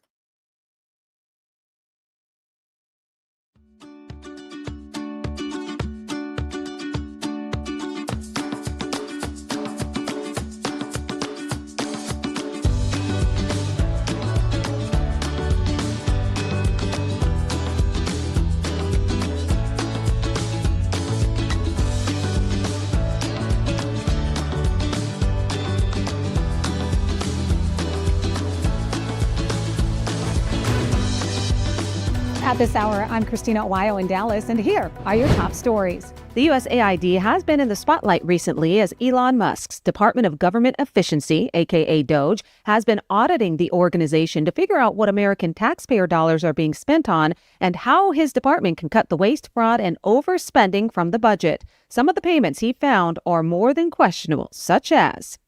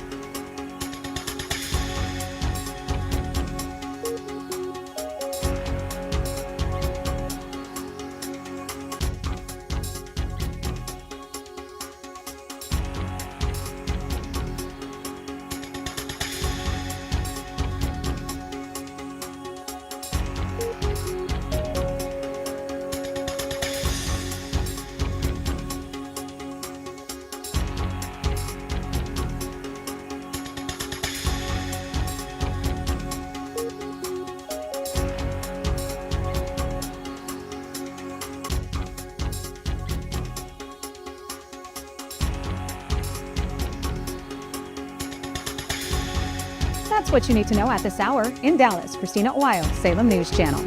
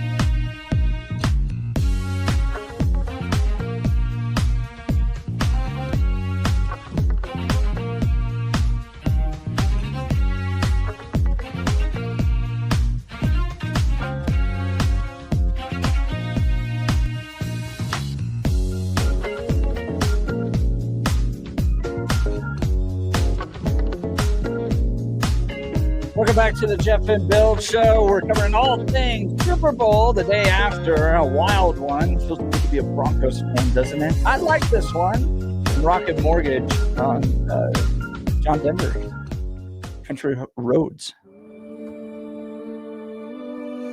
Let's get you home. Almost heaven. West Virginia.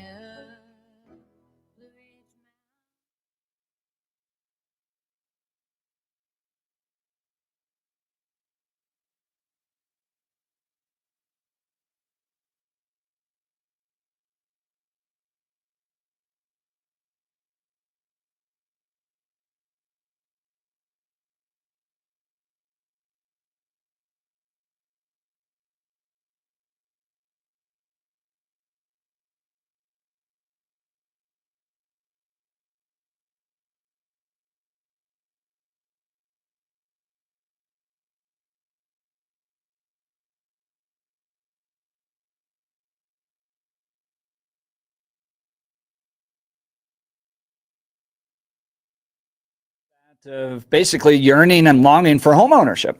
Yeah, that was good. How important that is. So. Yeah, that was good. That was a really good one. Although, how much did they pay for that? Because there was a tie-in after they came back from the ad. You noticed they that. were playing it in the stadium, and then they stopped for about 30 seconds, and they had the crowd singing it, and they were trying to get some montages there. So that's not just buying the one ad. And so the first thing that I'm like, how much are they paying for this? It was that marketing tie-in. I'm like, oh, they paid to play this at the Super Bowl in the stadium while the ad was running, and then to cut back, it had to be in the last position in the commercial break, and then it had to have this 30-second grace period inside of the commercial timeout in order to come back to the stadium and let them do this. Yeah, wow. The fact they pulled it off, hat tip. That was fantastic. Exactly. The fact that they nailed it, because that's difficult to do. But so not all those ads are programmed like that. A lot of them are just kind of picked on the fly based upon how the game's going. Yeah. But in that particular case, the tie-in was fascinating. But you can pay for positioning in the quarter, right? And you can pay for positioning in the ad spot. You can pay a premium to be in the first position. You can also pick the quarter, but you can't pick. Normally, you don't get to pick what commercial spot you're in. You can't say, I want to be in the second commercial break in the quarter and everything else. And then they have those bonus ads that are thrown in based on unexpected timeouts and things. Yeah, and injuries. But, and I didn't know about the guy on the sideline with the big orange gloves. Yeah, orange mittens. Yes, he's the one that controls everything. You can play until Orange Mitten says you're okay. Yes. It is all a television production. I had a great time watching it because I felt like America was back. It was less of the divisiveness. But when we come back, I want to talk the most woke ad, of course, came from Progressive Christians, the He Gets Us campaign. We'll talk about that next. You're listening to the Jeff and Bill Show. This is Denver's talk leader, News Talk 710 KNUS.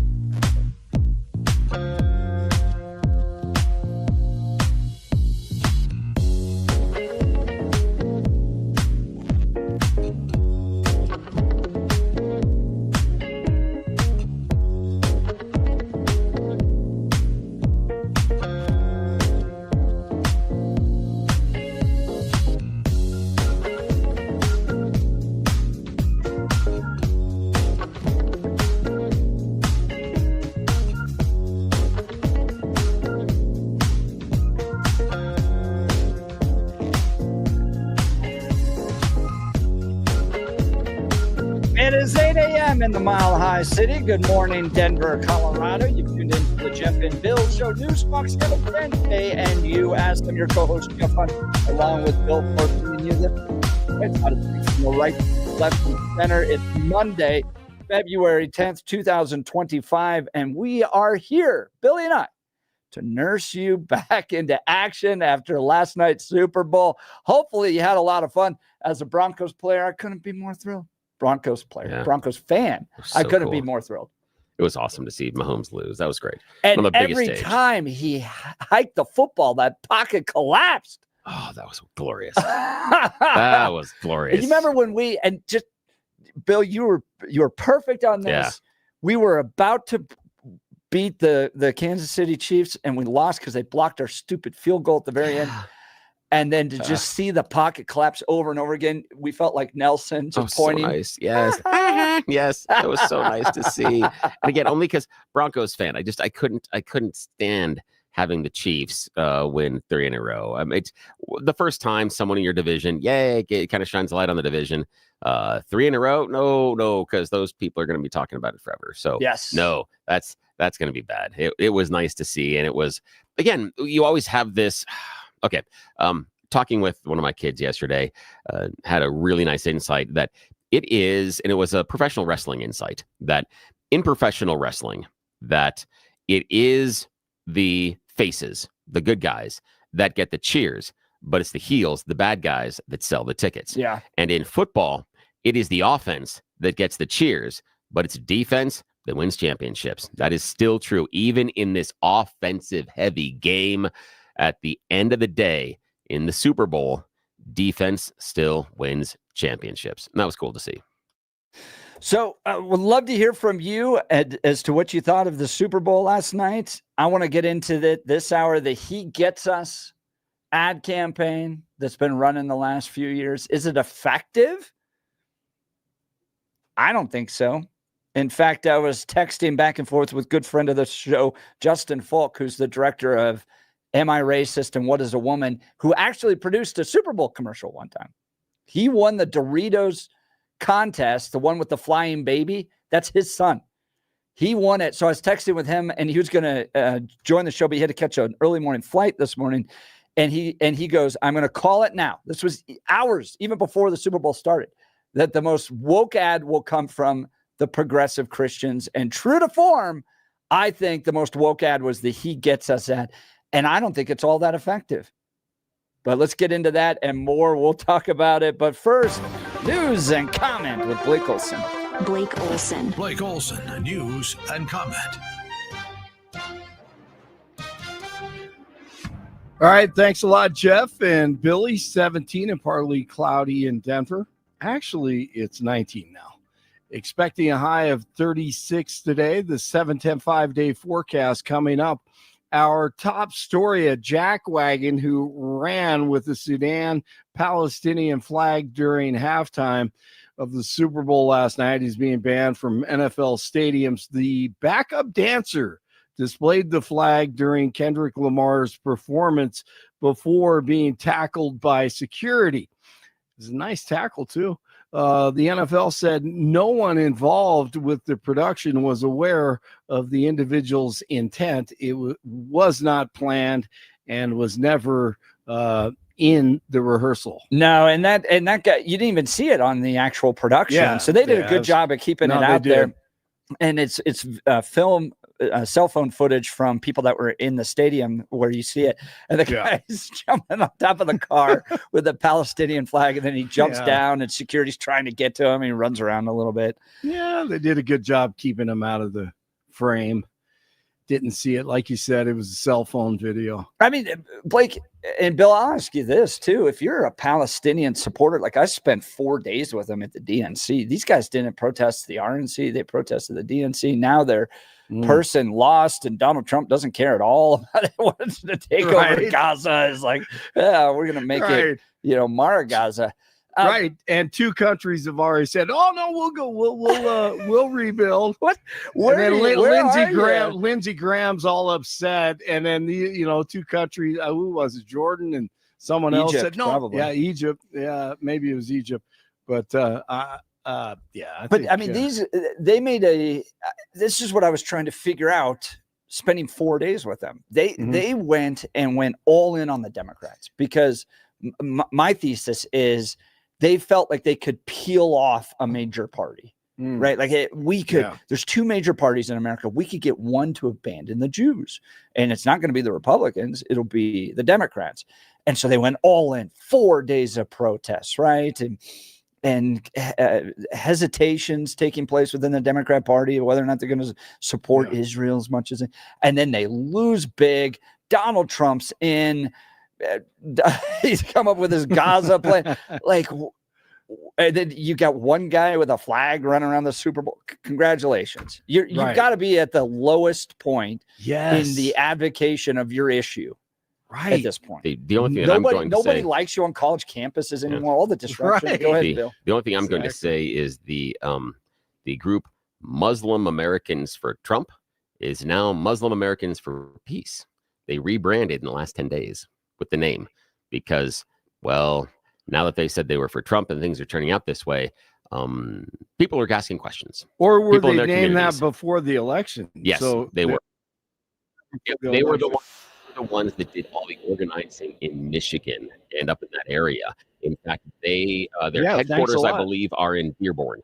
Again, I'm not going to take their sides on it. I'm just saying that Jeff was saying, how does that group that was big on Gaza and Gazan rights and talking about were they for Gaza, the Muslim Americans for Trump? Oh yeah, They were? yeah. Oh yeah, I don't know they were. anything Oh about yeah, this they group. were. They definitely thought that Biden wasn't stopping the genocide.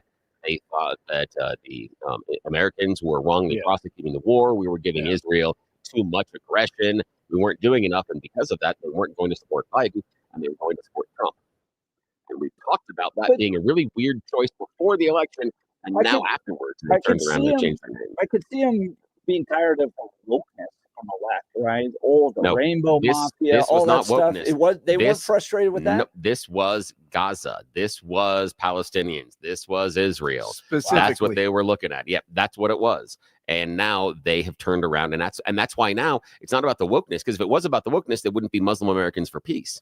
They're now Muslim Americans for Peace because their issue was how Biden and his White House was prosecuting the war in Gaza. And someone on the show raised their hand and said, you understand that if Trump gets in, he's going to do the exact opposite of what you're hoping is going to happen. You understand the choice you are making. Feel free to make that choice.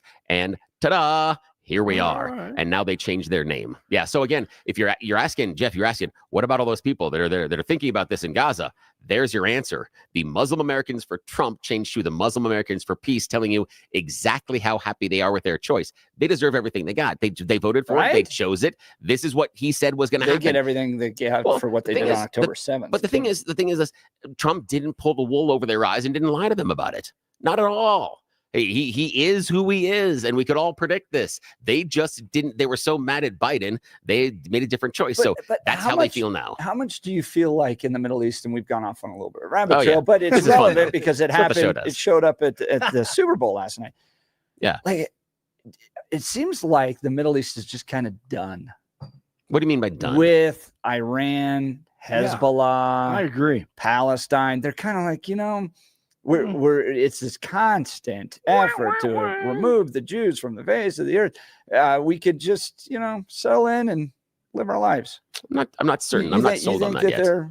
No. I think millions of Muslim Americans know that their best choice was Trump, and they're very satisfied. I've spoken to a few, so that's what I feel. Yeah, I might disagree on that one. I don't think that's where the larger community, because again, the larger community is going to probably side more towards the Muslim world and the advocation to pick up an entire population of people and move them out of the area. Questionable. So, but I don't think that the entire But they're going to have a greater place when they move back. Here's the question though: are they going to be allowed to move back? That's something they will. Really? I think so. I'm so tired of Middle East meddling. Really? I defend Israel, but the idea that we're going to somehow build a culture and the radical Islamists are going to love what we provide for them. I'm like having flashbacks of Iraq and Afghanistan all over again. I can't figure out that all of these developers that are going to come in and build what Trump has called the Riviera of the Middle East are then going to hand the keys to all those beautiful buildings to the Palestinians. I never know. That is not happening. There's no way those developers. Aim high, Billy. There's no way. You're There's no way those developers are going to hand it back. building. You're going to launch rockets from it. Yeah. There's just no way. There's no way they're handing the keys back. Do you know that we spent billions of our dollars, taxpayers' dollars, on cement? And you know what? I just found this out. And they built bunkers underground with it. Yeah, that was the tunnels. Yeah, right. That's what they built the cement. That's what they used with the cement. Yeah. Part of the thing is, Hamas had been siphoning off aid for years and years inside of Palestine, but nobody really wanted to deal with it properly. And I don't say that shooting people is the way to deal with it properly, but I'm not convinced yet that the Middle East is done or over the idea of the conflict. I don't think that. However, I do think that Iran is probably in its weakest position ever. Because the crescent of power that they tried to gather in that area between Hamas, between Hezbollah, between Syria has all dissolved. And so they're basically alone right now. But I'm not certain that that means the rest of the Arab world is going to come cozy-cozy up to fascinated by America. the calculation because I spent 4 days with those people. You can see what the calculation was. yeah. It was, we're going all in. We're going to Yep. peel the Democrats off. Kamala Harris is going to win. Then we're going to, reduce our funding to Israel and all that. We're going to have all this power within the Democrat Party. And now they are totally weakened, to your point, Bill. Yep. And they've got 4 years to think about what they've done. Go sit in the corner and think about it. Yes, that's my advice. All right, I continue. Turn this TV off. Turn this TV off. Turn this TV off. Turn this. And millions of people probably did turn the tube off before Kendrick Lamar at halftime, maybe. It was a boat race. Broncos fans happy this morning. Jeff and Billy celebrating. The Chiefs drilled by the Eagles. Quarterback Jalen Hurts, the MVP, 17 of 21, 221 yards, 2 touchdowns, 1 interception. The Eagles dominated the Chiefs up front, winning Super Bowl 59, 40-22 the final. Complete overhaul for the Eagles, and so far looking good in the first half of this game. Here's Mahomes, pressure right away. Mahomes is sacked. Josh Sweat gets home. And rookie Cooper DeJean with one of the biggest plays of the game, picked off a pass, took it to the house. During the national anthem, the corporate crowd roared when they showed DJT on the screen, saluting.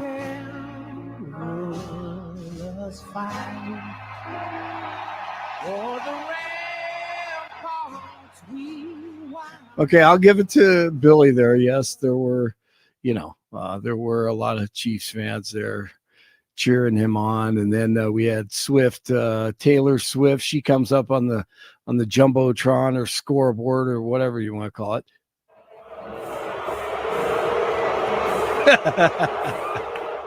I love playing that.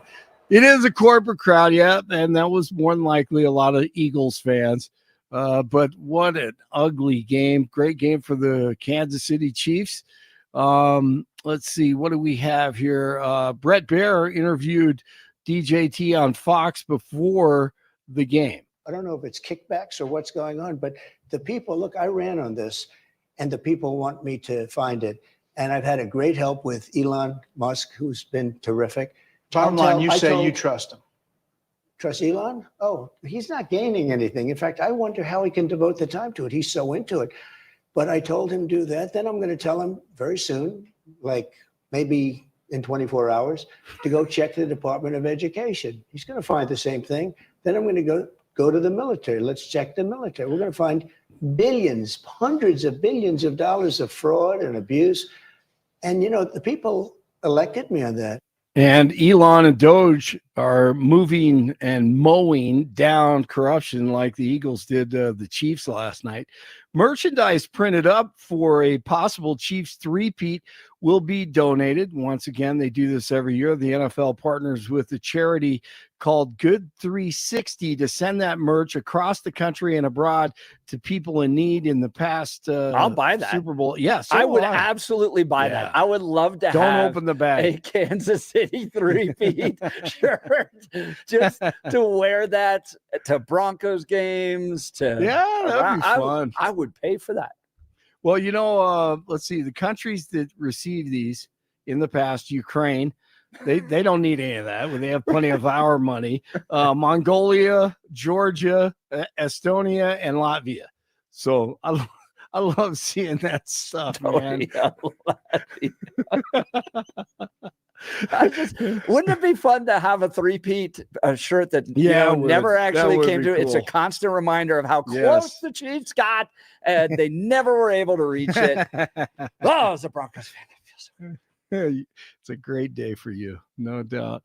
New 25% import tariffs on steel and aluminum will be announced by 47 today. It remains unclear if the steel and aluminum tariffs will be in addition to the ones that were placed on countries like China.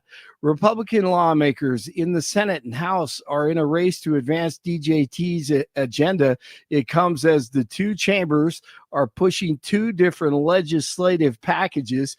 Speaker Mike Johnson and House Republicans are promising to move forward on a budget resolution to advance Trump's agenda in one bill. All right, it is 15 in Englewood, and it's 16 in Louisville right now, and 19 in Denver. Jeff and Billy continue. Blake Olson, News Talk 710 KNUS. Be ready for a colder week here in Denver. This will be especially true by tonight and into Tuesday and Wednesday. Partly cloudy skies early, clouding up later on, highs in the upper 30s. Mostly cloudy tonight, some light snow, flurries, and fog, lows down to near 10. Could see a dusting of snow. Mostly cloudy Tuesday, cold. Highs low to mid-20s, falling to the teens with light snow developing. Snow likely Tuesday night, accumulations likely, lows 5 to 10. Lingering light snow, continuing Wednesday, highs only teens. Meteorologist Don Day in the 710 KNUS Weather Center.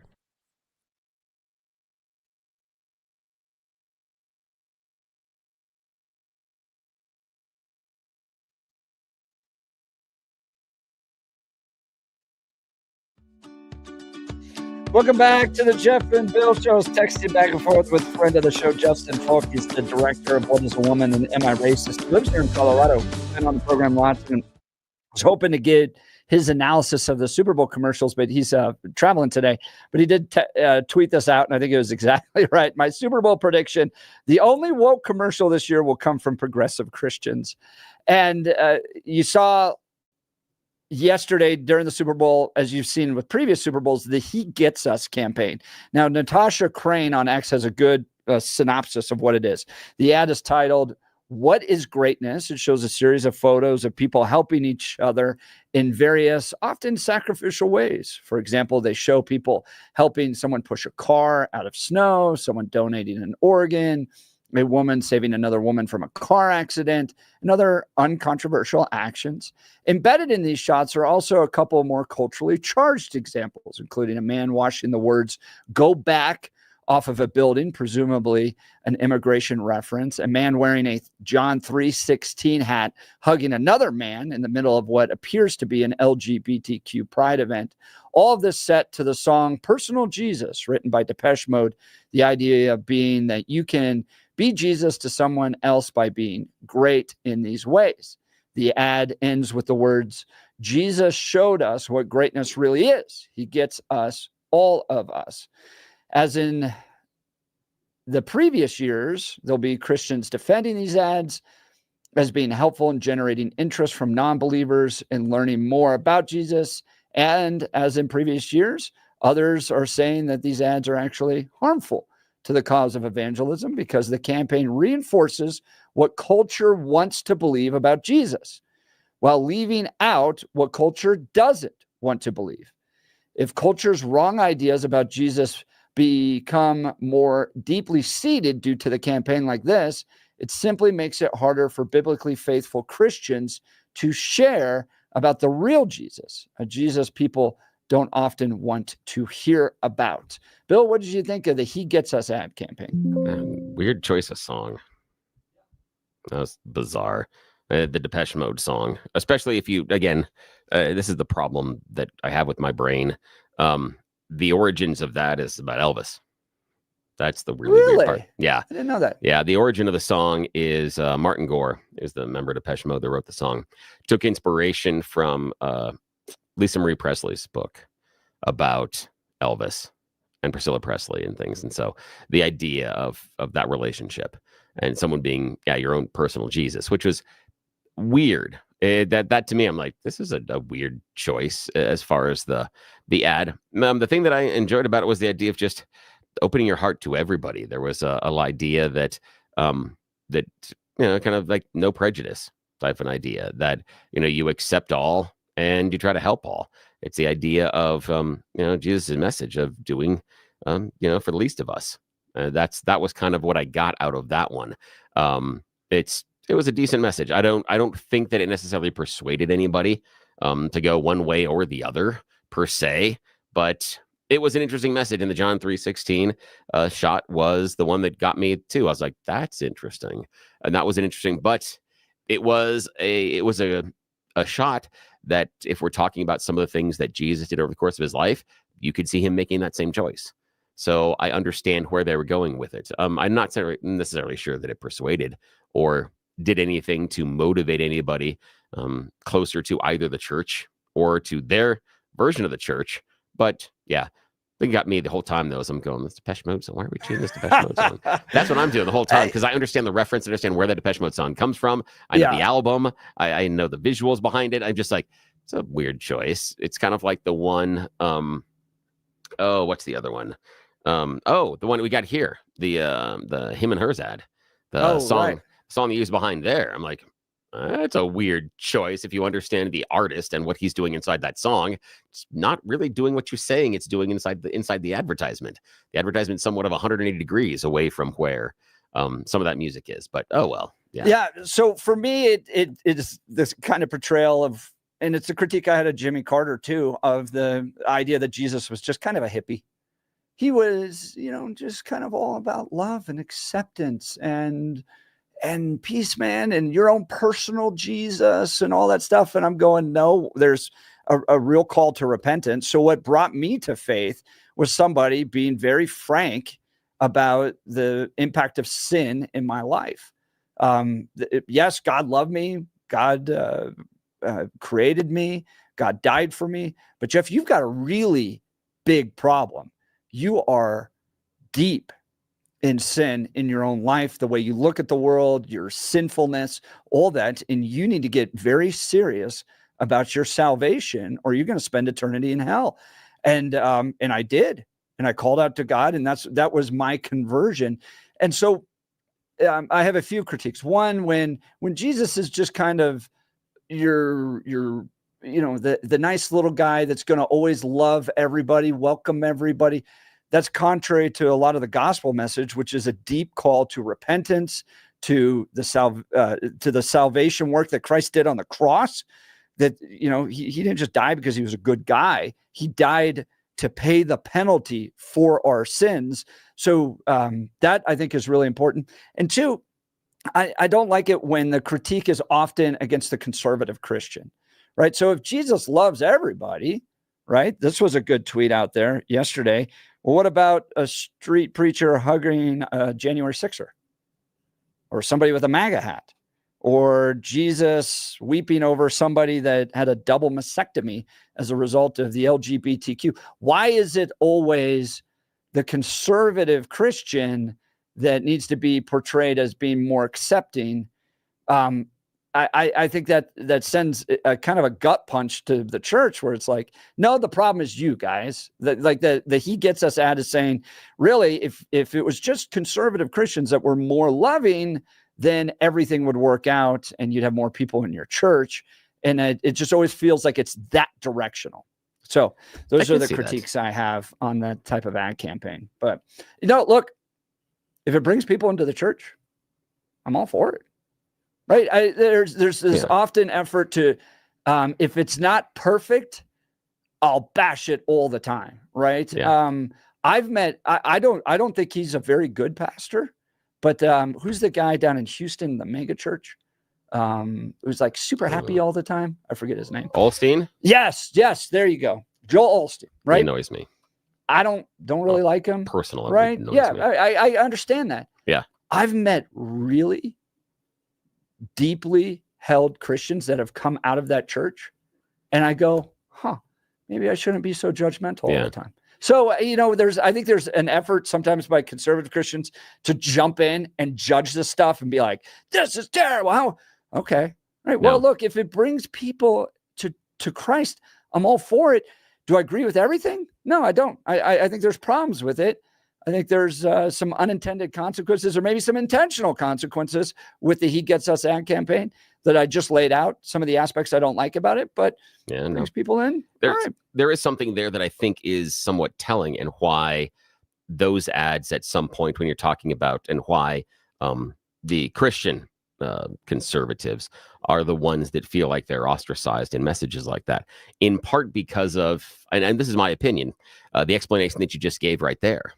Because in the explanation, you focused on the repentance, that you're asking the believer to come and to repent for their sins, where the message there is about forgiveness. And that's where I think the stronger message is. I think that you lose people and you lose the message when you say, well, first, you have to be sorry for all the bad stuff you did. That's the repentance message. Where the forgiveness message is, we understand you've made mistakes and we will forgive you and we will help you live a better life. That's the forgiveness message that I think is much stronger. And the reason why I believe that conservative Christians are held up in ads like this is specifically because of that repentance message. It's not about forgiveness and redemption. It's about punishment and saying you're sorry for what you're wrong. It's first pointing out that you are wrong, and then maybe you're allowed into this group, rather than you're allowed into this group even though you've made mistakes. You say you're sorry for those mistakes and it's genuine. We now can chart a new path. But when you start first with, you better understand what you did wrong and you better say you're sorry first, that's a barrier to entry. And I think the message is much stronger with forgiveness. And I'm okay with starting, absolutely, with welcoming and acceptance and all that. But if that's where it ends, right? If we're just, hey, come on in, and the gospel isn't life-changing, isn't full of repentance, isn't full of confession, those types of things, then it's just moralism. Then it's just, well, do a little bit better next time. You had a God die on a cross, and he died on a cross to pay a penalty. Like there's seriousness to this sin that you have to be willing to address. And so I guess that's, to your point, Bill, where I feel like it just stalls out, where it's kind of like, well, life will just be a little bit better if you just do a little bit better next time. Are we missing the message if we, by going to the repentance side, by not understanding or not giving enough space to the fact that God died for all of our sins, that Jesus put his life on the line and gave it up, and God giving up his only son to pay for the mistakes that we did? To me, that's a stronger message than, you understand how serious this is. You got to repent. You got to repent. It's, wait, this Son of God went through this excruciating so that you could be redeemed, so that all of your faults, all the things that you fail on, the big ones and the small ones, every day, every week, every month, all the things, all the times you stub your toe and stumble, all the times you fall down flat on your face, and all the time that you're the cause of the problem, that's all forgiven. But you need to walk the path this way. I think that's a stronger message when Bill, you start with. I'm 100% with you. See, and I would say that's not what was communicated in that ad. See, I would say it was. I see the forgiveness and the redemption was there. Well, see, it was the forgiveness and the redemption, the idea of the acceptance and looking for something. And so I would think that it would be a much harsher ad if they were turning in every instance was, you've got to say sorry for your sin. You have to acknowledge you're a sinner. You have to acknowledge you're a sinner. That's a totally different tone in the ad, rather than, you're forgiven for these sins. Let's walk this path together. And I think that's why that message resonates a little stronger. Would love to hear from you. Phone lines are open. That was a conversation, Bill, that is not going to happen on any other station. No one else I sure in the nation is going to do it. So, that was great, man. Love it. Join the conversation. Phone lines are open, 303-696-1971, or text us on the Dan Caplis Law text line, 720-819-5115. Did you think the ads were woke yesterday? I didn't think so. I think we've turned a corner. You go back to the Brad Pitt start, it's our unity. That's our strength. Man, it feels like America's back. I was thrilled. I didn't agree with everything, but overall, pretty happy with the Super Bowl. Love to hear from you. You're listening to The Jeff and Bill Show. This is Denver's Talk Leader, News Talk 710 KNUS. At this hour, I'm Christina Owayo in Dallas, and here are your top stories. President Donald Trump has doubled the amount of his lawsuit against CBS from $10 billion to $20 billion after CBS was forced to release the unedited version of their Kamala Harris interview. Trump saying the video proves the network deceptively edited the 60 Minutes interview to make her look good and interfere with the presidential election. In the new court filing, President Trump included CBS's parent company, Paramount Global, as a defendant and added Republican U.S. Representative Ronnie Jackson, Trump's former doctor, as an additional plaintiff. This week, FCC Chairman Brendan Carr opened a separate inquiry into allegations of news distortion at CBS. Less than 2 weeks after President Donald Trump said DOJ will take a deep dive into the Federal Emergency Management Agency, aka FEMA, representatives of Elon Musk's DOJ were at the agency conducting an audit of their spending. Musk saying that potentially illegal payments made by FEMA will be immediately paused, such as the more than $1 billion given to NGOs whose focus was helping with the influx of illegal migrants into the country. Reports show that the money from FEMA, that is meant for Americans suffering from disasters, was used instead to pay for healthcare, travel, food, and housing for illegal migrants. FEMA also allegedly funneled money to the Red Cross, which has now been exposed for assisting illegals crossing the border. In Dallas, Christina Wild, Salem News Channel.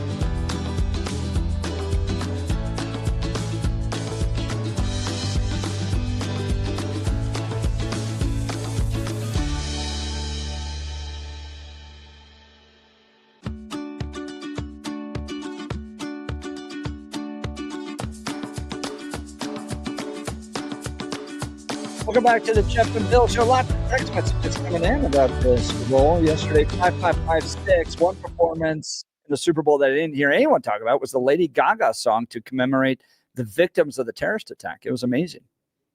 I missed that because it was before the Super Bowl started.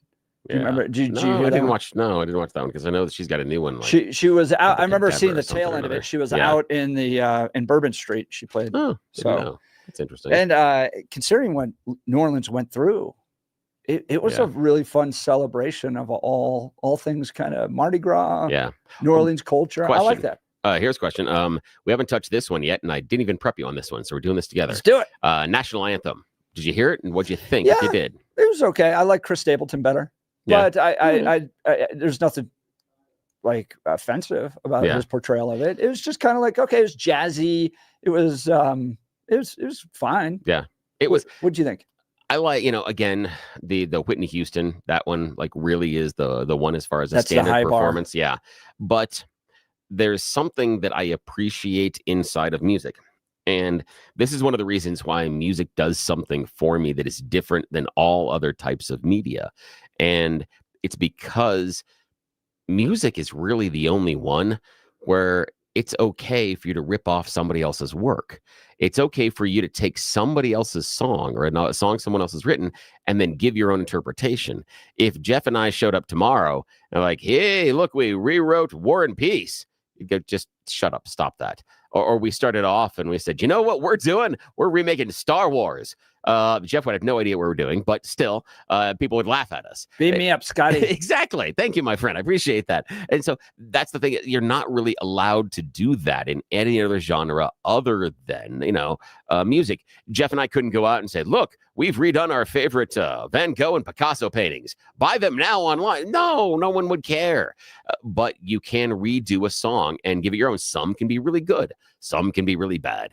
But that's why I think that music is special, because it allows that interpretation of somebody else's work on a level that isn't allowed in other forms of art. And I liked his interpretation of it. Is it going to be the standard for? No. Is it something I'll even go out and buy? No. But I enjoyed what John Baptiste did, influencing the song with jazz and New Orleans. Yeah, right. He paid homage to where he was, and he played it like he would. And so it was enjoyable. I liked it because it represented the area. It wasn't offensive, and it only clocked in at 120 seconds, which made the betting lines really mad. Because the over was going to go. Yeah, no, the over was 140 and the under was 115. So the betting lines were stuck yesterday for a while because they couldn't figure out what they were going to do, because he came in at exactly 120. And that was a problem because that was the break point for a lot of them. So this was, it was interesting. I saw that right after right after the anthem. That was kind of cool. The Super Bowl is one of the biggest days to eat food, grill, barbecue, right up there with Thanksgiving. And of course, there's an interesting Maha advertisement yesterday from Hims and Hers. Obesity is America's deadliest epidemic. This is America. 74% of us are overweight, and obesity leads to 500,000 deaths each year. Why, you just have to stop eating, Jimmy. This is America. Something's broken. It's not our bodies. It's the system. Welcome to Weight Loss in America. Like and subscribe. A $160 billion industry that feeds on our failure. There are medications that work, but they're priced for profits, not patients. This is America. This system wasn't built to help us. It was built to keep us sick and stuck. But not anymore. Hims and Hers offers life-changing weight loss medications. They're affordable, doctor-trusted, and formulated in the USA. You get a treatment plan designed by a doctor to fit your body, goals, and lifestyle.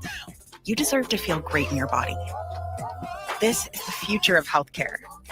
This is Hims and Hers. Join us in the fight for a healthier America. Do you really, during the Super Bowl, want to hear about your weight problem? The obesity epidemic. It's like the one day you're like, I'm just going to drink beer and barbecue and eat chips and dip and all that good stuff. That was a weird one. That for me, it was a weird one where it was placed. 2, I can't get over the music. That's This Is America by Childish Gambino. Yeah, it's Childish Gambino. And that's This Is America. That's a fairly political song. And most of our audience would not appreciate what is being represented in that song at all. I was like, okay, it's a weird choice. And they even used some of his lyrics. And I'm like, oh, that was a hard thing for me to break apart when I'm hearing this message, because that's what I keep focusing on is the music inside of it, because I understand what that message is. And I'm like, this is a really weird choice. The other one that was strange for me is the healthcare message was, hey, take a pill. Right. It wasn't the idea of living a healthy lifestyle, making better choices. You've got some of the songs. Everyone hold back. Yeah. It sounds like you're getting a little maha there, Billy boy. Oh no, not at all. But the idea being, we've got some of those ads right now where people do an entire dance about, I'm doing this with my A1C, and then what? Hang on, we're worried about those, those numbers and things like that. Ozempic. Exactly. The Ozempic ones. Yes. You're like, wait a minute. The other part is they didn't do the traditional 4 minutes of side effects. And I'm kind of curious, how'd they get around that? Yeah. Was it because they weren't advertising a specific product and they just said, this is a service we apply or you provide? That's what I'm curious about. That's the other part. In the entire time, I'm like, where are the side effects? Yeah. Because, and again, I'm guessing it's because they weren't advertising a specific product like Ozempic or something like that. That because it was just a broader notion, they could do it based on, this is what we do. Yeah, good question. I saw it as maha is permeating everything.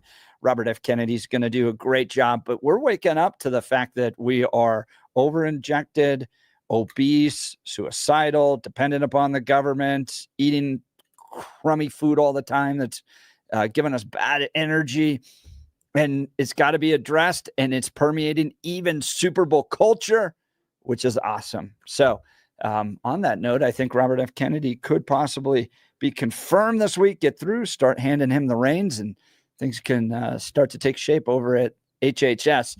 We'll continue. I want to talk to you first about my friends over at Advanced Hair Restoration. If the last couple of years have taught us one thing, it's to value the things that we can control. And addressing hair loss is no exception. Our friends at Advanced Hair Restoration can reverse years or even decades of hair loss with their simple one-day treatment. Your own natural hair begins to regrow the very next day, and your new hair is backed by the Advanced Hair Guarantee. It works for bald spots, receding hairlines, thinning hair, men, women, younger, wiser. Advanced Hair can address many different patterns of hair loss. Advanced Hair's top-rated physicians like Dr. Tanya Pauls have changed tens of thousands of people's lives. And now it's your turn. So schedule your free consultation by calling 720-459-HAIR. And to celebrate the new year, get special financing, 250 free hair grafts, and $250 off. Value the things you can control and start regrowing your own natural hair today. That's 720-459-HAIR, or become inspired with the before and after pictures at advancedhair.com. That's advancedhair.com. All right, we'll continue. Phone calls coming in. We'll get to you next. You're listening to the Jeff and Bill Show. This is Denver's Talk Leader, News Talk 710 KNUS.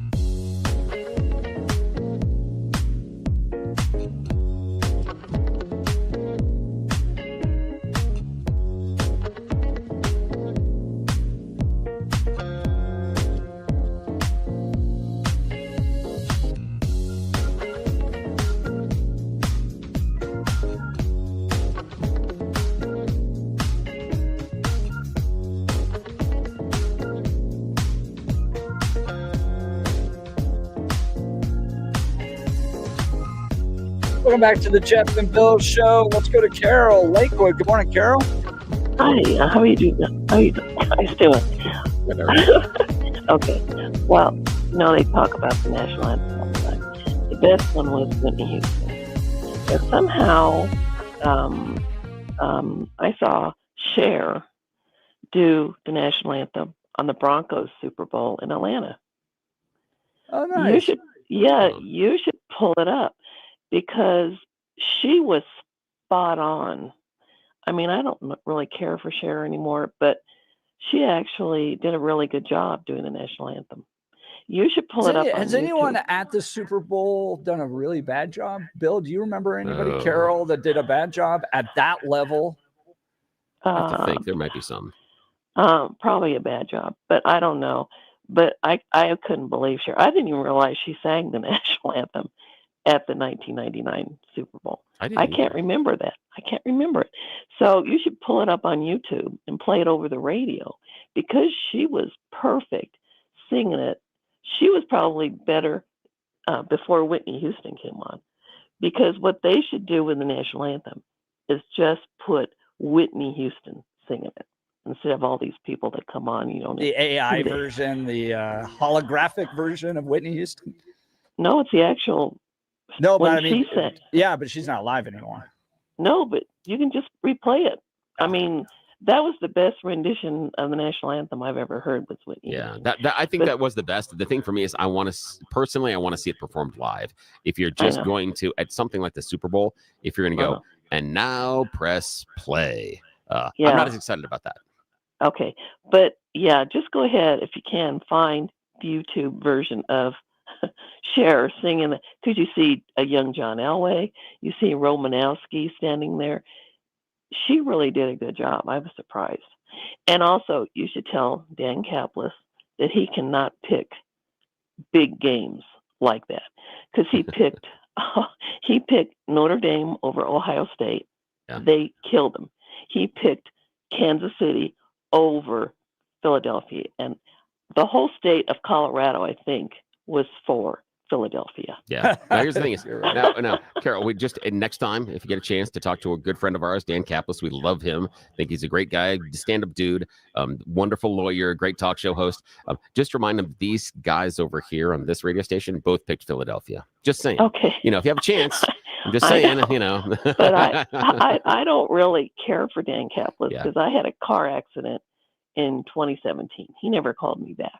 It was one of those collision rear-ended things up on Alameda and Garrison here in Lakewood. Oh, I'm so sorry. And there was a lady that hit me from the rear end. Oh, I'm sorry to hear that. Carol, I'm so sorry to hear that. I bet that wasn't intentional, though. Yeah. I'm certain that it just got lost. It's I've never heard of anyone that worked with Kaplis that just ignored him. Carol, thank you so much for the phone call. So I'm certain that was just something that got lost in the rigmarole or the business of the day, that it wasn't intentional. And so I'm certain, Carol, that if he had a chance to talk to you about it today, he would apologize deeply, because that is just not how he rolls. He's normally really, really good. And one of the stories that I always tell about Dan Kaplis is that I've had a couple of experiences, not in my own personal life, but with friends, in which Dan really went the extra mile. And I'm not talking about representation. I'm talking about just being a good person, that he has spent time calling the clients when he had free time during the day to just check on how they are, not with an update of the case, but to check on you as a human.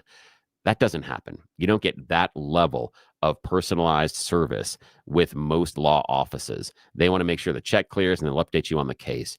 He has spent time, numerous occasions that I can point to with people that I know. Again, not anything personal in my family. These are all friends and acquaintances, where he has taken time out of his day to check on how the person is doing. How's your stress level? Are you okay? Are you getting enough sleep? I know that you, last time we talked, that you said your stomach was kind of upset and you were worried about this and this.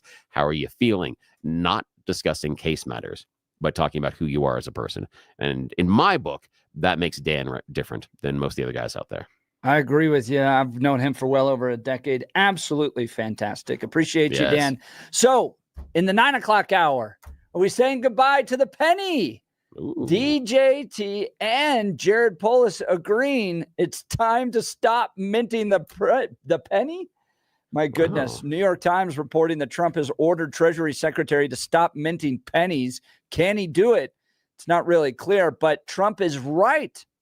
Even the New York Times agrees with him that pennies literally cost us more than 2 cents to print. Yeah. And make. What are kids going to put on railroad tracks now? Sorry. I don't really have a dog in this fight. This is not something that I'm like, oh, we got to stand strong. Yeah. But Trump saying that we've got to rip the waste out of our great nation's budget, even if it's 1 penny at a time. And it literally costs us more than 2 cents to make every penny. That's clever. Even, ripping out the waste. Yeah, even if it's 1 that's penny right. at a time. I like that. That's a nice turn of phrase. That is a good one. I appreciate that myself. So join the conversation. Are you happy to see the penny go? Or is this just kind of a useless thing that we're taking on in our government? I don't know. Tell me. I don't have a dog in this fight. 303-696-1971. You're listening to the Jeff and Bill Show. This is Denver's Talk Leader, News Talk 710 KNUS.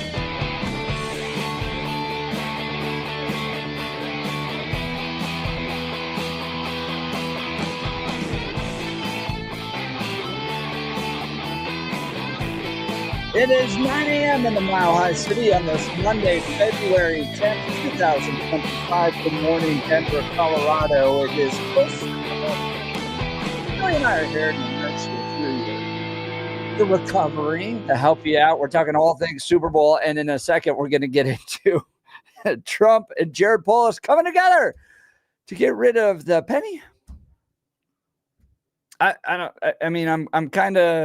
I'm agnostic on this. Text message 7579. Are we just gonna have to round everything up or down to the nearest nickel?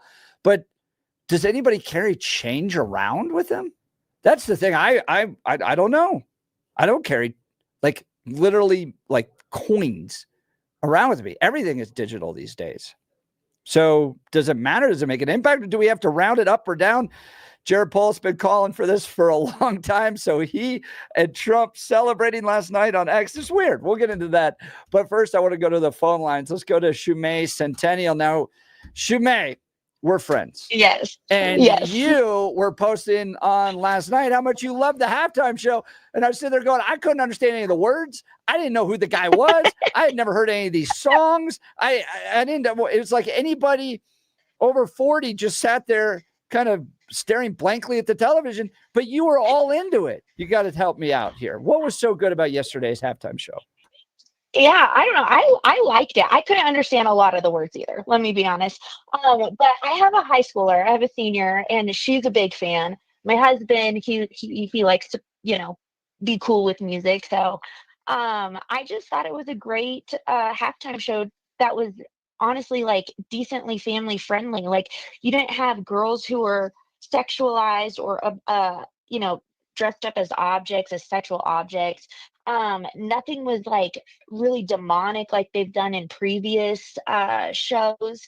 It was really just red, white, and blue, more patriotic, no nudity, no hypersexualized dance moves, no wokeness.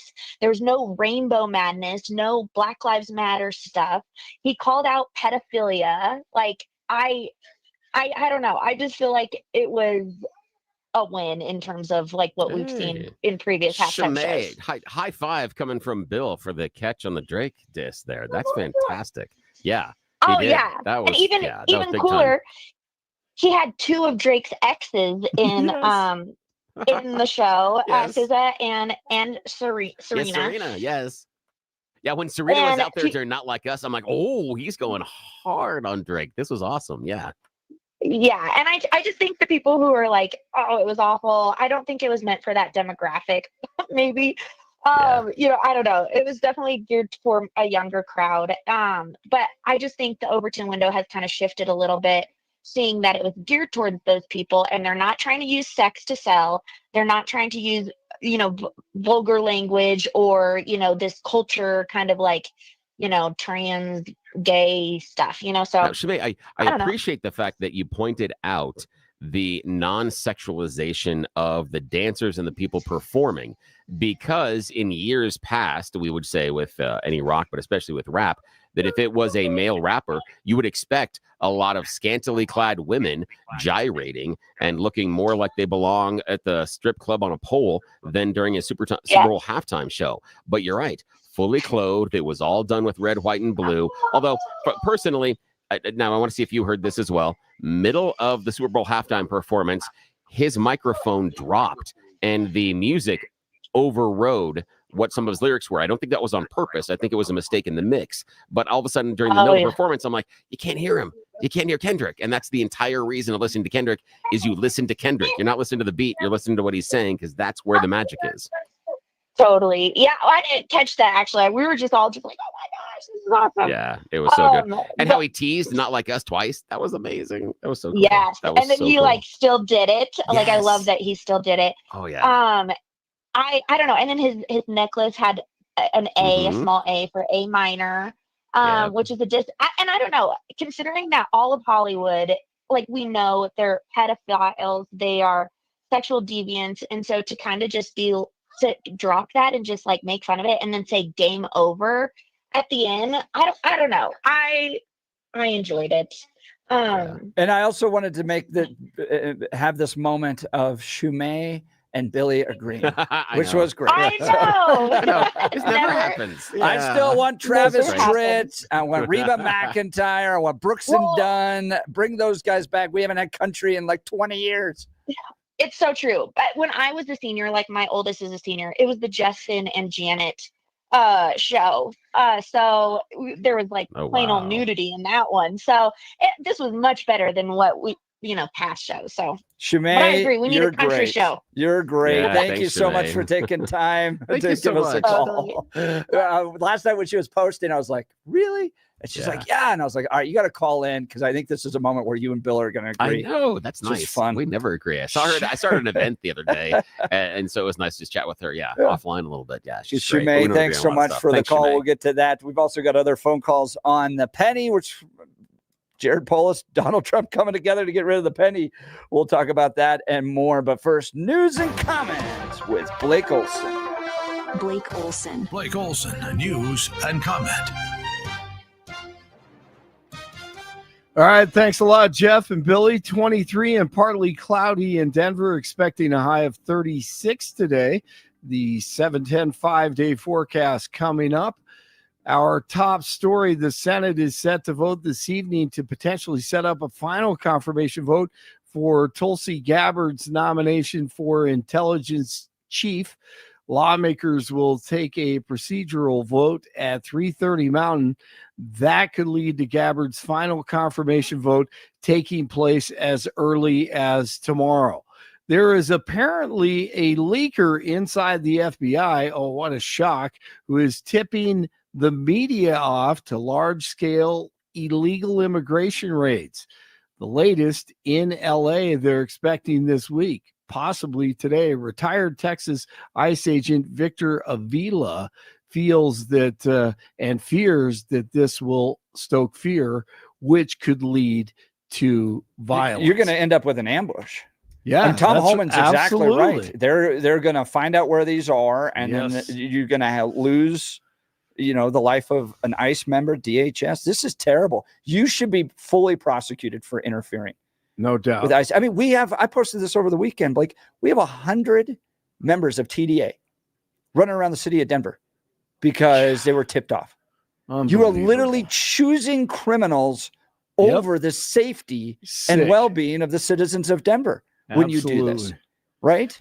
You are sick and you deserve to be behind bars, no doubt. And the FBI, just another example, if this is true, needs to be cleared out. A clown who ran with a Sudan Palestinian flag during halftime of last night's Super Bowl is being banned from NFL stadiums. The backup dancer displayed the flag during Kendrick Lamar's performance before being tackled by security. The NFL said no one involved with the production was aware of the individual's intent.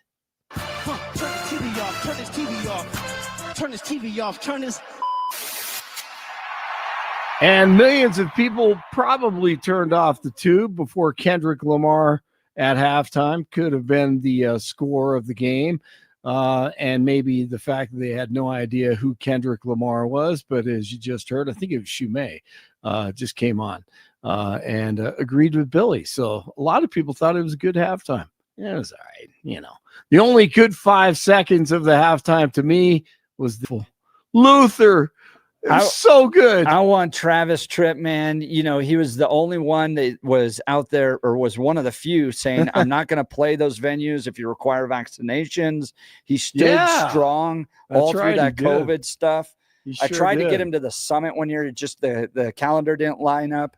And he played in the 90s back when it was, you had all those great country stars up there. It's time for some country. See, I agree with you. How about just one song from a country, band, one song from a rock band, one song from an R&B or rap, just go around the horn, 4 or 5 songs, live bands. I'd like to see That'd be fun. And then Weird Al Yankovic. And then Weird Al. You could do a whole thing with Weird Al.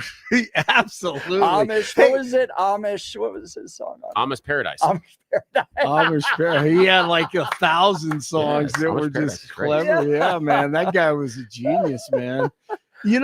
I think the actual halftime show last night, and I told the family this, was the pregame show. It was awesome. Southern's band came out there, and what's his name was Mr. New Orleans with the piano. I always Harry forget his Connick name. Jr. Harry Connick Jr. Thank you. That was great, man. That's what a halftime show should be, in my opinion. All right, so we didn't have Luther. Golly, I mean, it was like 5 seconds, and then what's her name? Scissor. What was her name? SZA. What? SZA. Yeah, okay. She sampled it, I guess.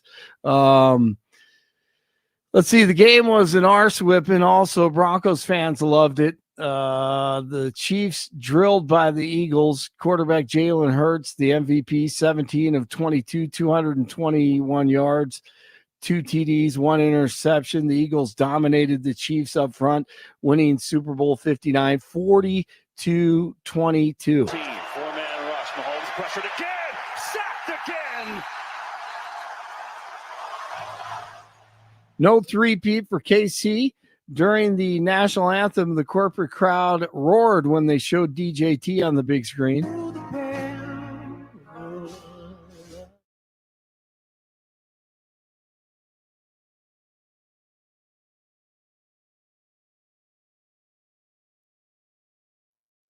Majority of Americans love him. When they showed Taylor Swift on the Jumbotron to the corporate crowd.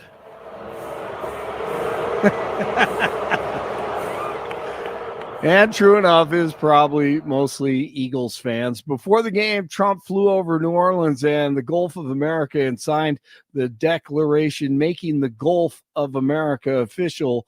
He became the first sitting president to attend a Super Bowl. Brett Baer interviewed him on Fox before the game. I don't know if it's kickbacks or what's going on, but the people, look, I ran on this, and the people want me to find it. And I've had a great help with Elon Musk, who's been terrific. Bottom line, you say you trust him. Trust Elon? Oh, he's not gaining anything. In fact, I wonder how he can devote the time to it. He's so into it. But I told him do that. Then I'm going to tell him very soon, like maybe in 24 hours, to go check the Department of Education. He's going to find the same thing. Then I'm going to go to the military. Let's check the military. We're going to find billions, hundreds of billions of dollars of fraud and abuse. And, the people elected me on that. Yep. And 47 set to announce a new 25% steel and aluminum import tariff today. It remains unclear if the steel and aluminum tariffs will be in addition to the ones that were placed on countries like China. Republican lawmakers in the Senate and House are in a race to advance DJT's agenda. It comes as the two chambers are pushing two different legislative packages. Speaker Mike Johnson and House Republicans are promising to move forward a budget resolution to advance Trump's agenda in one bill, hopefully. 47 wants to be done with paper straws. He posted on Truth Social that he plans to sign an executive order sometime this week to undo a Biden-era plan to phase out plastic straws in favor of paper ones. I like that idea, too. And Lindy Lee this is fascinating. She was in the Biden administration. I don't know if she's a spy or not. I have no idea. But who was running the country the last 4 years? Who was running the presidency for the last 4 years? Hey, wait a minute. You repeated me. Okay, Sean Ryan, here we go. A lot of people say it was Obama's third term. It was for sure Obama's third term. I don't think that's even a question. I don't think anyone, it definitely was. And that's why you saw Obama fighting for his dear life.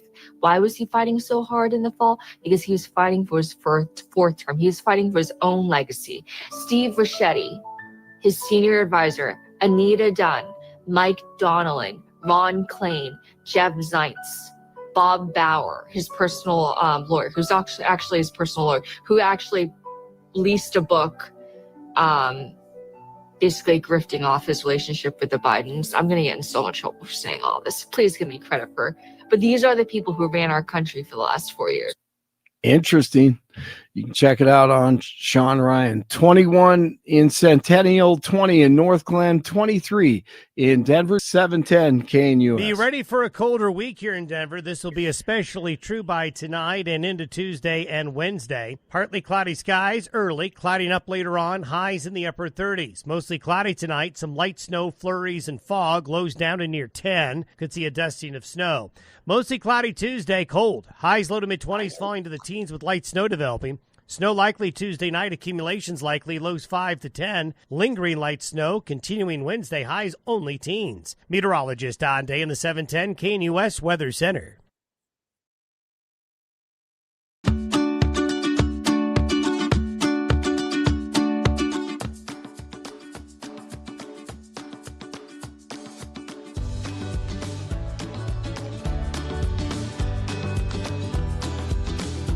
Well, yesterday, Trump ordering Treasury Secretary to stop minting pennies. Jared Polis agrees with this. He likes it, saying, as well as saving taxpayers hundreds of millions of dollars, there are major environmental benefits to eliminating the penny. This is a great move. Donald Trump wrote, for too long, the United States has minted pennies, which literally cost us more than 2 cents. This is so wasteful. I've instructed the Secretary of Treasury to stop producing new pennies. Let's rip the waste out of our great nation's budget, even if it's a penny at a time. Do you agree with this? I don't really have a dog in this fight. Look, I used to collect pennies when I was like a little kid, but I don't carry any change around with me. I don't think anybody my age carries change. We hardly carry cash around with us. And in fact, when I get a tip, like for instance, we go out to the airport, and the little we use one of those remote parking locations. They have little QR codes to tip the guys that help you with the bags. They're not even really accepting cash anymore. Okay, it seems like we're becoming a cashless. You can't even go to the Rockies, for instance, and use cash anymore. No, they don't you accept can't. Cash there. But I got to hijack this just for a second, Yeah. just on a personal. Let me get on my my high horse here for a second, and just we got to talk about this. This is important to me. We need to stop giving us the little tippy tip screen on everything, for stuff that you do regularly. No, I'm not tipping you if I'm at a sandwich shop and you're making me my sandwich. No, I'm not going to give you a tip for doing the thing you're supposed to do normally. That's not okay.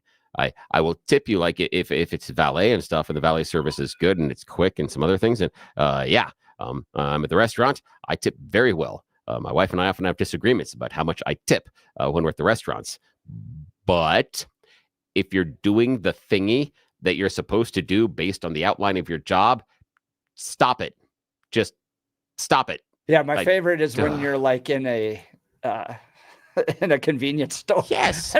No.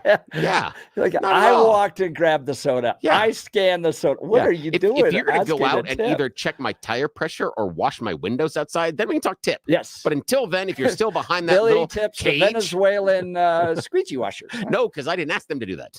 No. Now, if I'm employing you, we can do that. But the idea is you're locked in your little safety cage in the convenience store. I'm not tipping you for nothing. You're not even coming out of the cage. You're not.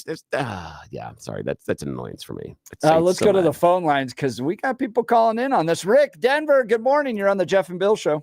Well, people still depend on the penny. Furthermore, the statues on there. Is Trump loyal to farm country? I mean, the penny's got the big statue in D.C. on there, right? Yeah, I don't know. What do you mean? It's on there. There are a lot of them. It's a picture of the statue in Washington, D.C. on the penny. And there's Lincoln. Well, there's Lincoln. Lincoln on the front, and then on the back. On the front, and then a lot of them have the faithful penny. Have that monument they built in the '60s, the big one, the statue in D.C.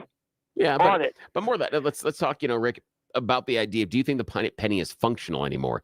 Do you think it serves a role in society? Do you think that the penny is still needed? That's too deep and philosophical to go into. No, what do you think, man? I mean, personally. Hey, he's talking about messing up the cash economy, really, apparently. But he's not loyal to farm country at all. Yeah, wait, help me understand how I'm not going to this talk about it anymore.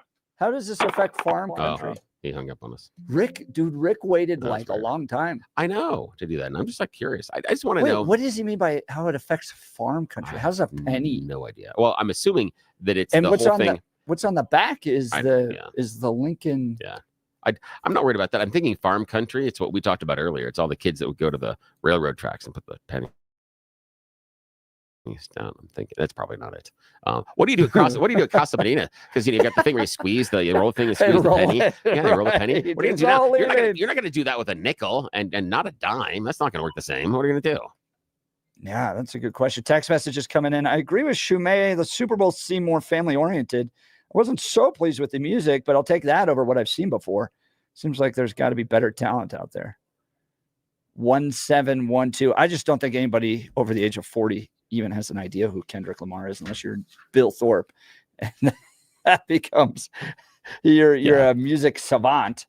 Let's see what we got. Joe Arvada. Good morning, Joe. You're on the Jeff and Bill Show. Morning. Hey, Jeff, Bill, first time caller. Hey, listen, about the penny. I'm a prospector. I go for all kinds of stuff. But anyways, the Abraham Lincoln is on the penny. Where is he going to go? He's on the $5 bill too, right? So we'll still have a little bit of Lincoln. But do you use a penny in your day-to-day commerce there, Joe? I've been saving pennies ever since I was 8 years old.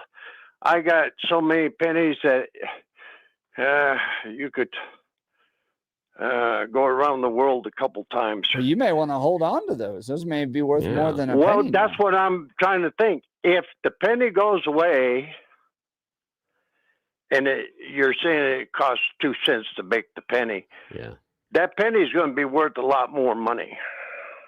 I think so 2 too. cents. I think you're right. And we've got someone like a couple of people saying that it can cost up to 8-9 cents depending on how they press them, things like that. And I think you're right. And you know what this means, Joe. And I appreciate the phone call today. Is that if they outlaw the penny, only outlaws are going to have pennies. So you and I'm just teasing you. I'm just teasing my friend. But I think you're right. I don't know what you can. I mean, if they're not going to print them, they're still going to accept them. Right. So you can still pay with a penny. I love those folks, by the way, who get like a parking fine and show up with a wheelbarrow full of pennies. I love that because they have to count. Jeff and Bill, I got pennies that are uncirculated back in the 1920s. Wow. And I have also Indian head pennies.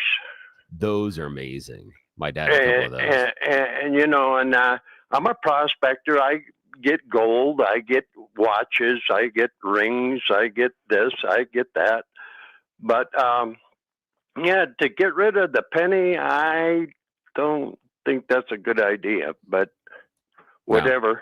This is what I like, Joe. I like the idea of us not having to do that stupid thing in the store of $4.99, $5.99. They're just fooling us. Right. If it eliminates that $0.99 thing and all the prices, I'm all for getting rid of the penny. That's just a personal thing. Are we just taking another step towards a cashless society? Or everything's going to be cards and phones eventually, and they'll eventually just scan your eyeball? That's what it's going to. I don't like it. I'm 80 years old, and I don't go for all this new stuff out there. I even hate cell phones and computers and everything else. I don't even bother with that. I go metal detecting. Now, Joe, with all that you have accumulated, is that going to be willed on to a family member? Do you have a particular family member that likes the same stuff that you do, all this collecting? Yeah, I have all that stuff in a trust. Yeah. I always found folks like you fascinating. Joe, thanks so much for the call. I appreciate it. First time caller, Joe from Arvada. Appreciate you giving us a call. So the penny's going the way of the dodo, apparently. And is this step one? Is it going to be the nickel next and then the quarter? Does anybody actually use change? You're saying they're going to nickel and dime us to death? Okay, I couldn't help that. That was stupid. That was really dumb, but I couldn't help myself. All right, who are we taking next here, Bill? Lynn? Let's go to Lynn. Yeah. Lynn, Evergreen. Good morning, Lynn. You're on the Jeff and Bill Show. Oh, good morning, Jeff and Billy. Okay, so Jeff, I'm going to tell you this. Restaurant workers only make $12 an hour. I mean, that's poverty wage. Yeah.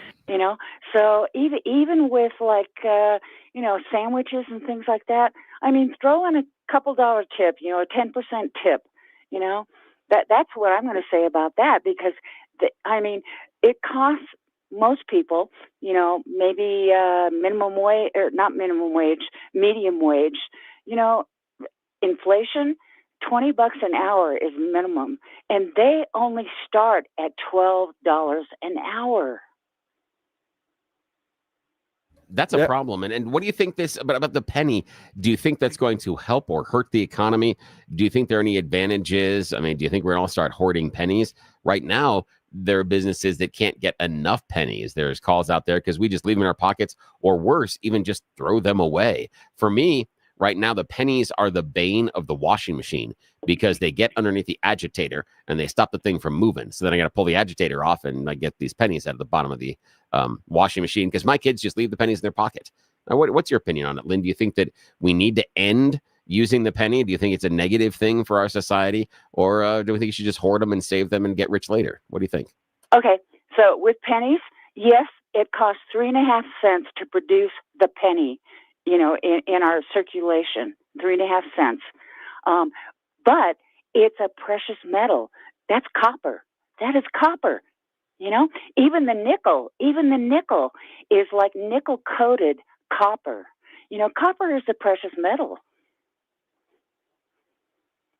Yeah, no, Lynn, I appreciate it. I think it'll shake things up. And like I said, I don't have a big dog in this fight, other than it's kind of sad to see the pennies go away. Lynn, well, thanks so much. I hope they don't. They don't. Yeah. Because at least if you save a nickel or a dime, it's worth the weight of the value of the coin. And pennies are okay. Penny is like 1 cent. I mean, who's going to save pennies? Well, I'm like Joe. I've got a box of 1980 pennies, that are still rolled in the bankroll, because I know that they're worth 3.5 cents. Yeah, I can turn them in, recirculate them, and for every penny I put in, I get 3.5 cents back. Go collect those pennies. Lynn, Evergreen, sure appreciated the call. Thanks so much. We'll continue. We've got nearly full lines. If you want to jump in, quickly dial 303-696-1971. You're listening to the Jeff and Bill Show. This is Denver's Talk Leader, News Talk 710 KNUS. At this hour, I'm Christina Owayo in Dallas, and here are your top stories. President Donald Trump stripping the security clearances from Attorney General Letitia James and Manhattan District Attorney Alvin Bragg, who are part of the new group of 8 Democrats that Trump is revoking access to classified information and banning their entry into federal buildings. The move is part of the president's vow to hold government officials accountable for election interference or the mishandling of classified information, including the so-called Dirty 51 that falsely claimed Hunter Biden's laptop was Russian disinformation. It also comes just days after revoking Joe Biden's access to classified information and secure federal buildings. Trump said ex-Secretary of State Antony Blinken, who orchestrated the letter from 51 former intelligence officials on the eve of the 2020 election, will be next to lose clearance. A coalition of Republican state attorneys general wrote a letter to Mike Johnson, Speaker of the House, and John Thune, Senate Majority Leader, detailing their plan to investigate Anthony Fauci. They are looking to investigate Fauci on charges related to his handling of COVID-19 on a state level, effectively bypassing the last-minute federal pardon issued by Joe Biden. This move comes after allegations that Fauci misled the public on the origins of the virus and the effectiveness of certain health measures like social distancing and masks. That's what you need to know at this hour. In Dallas, Christina Owayo, Salem News Channel.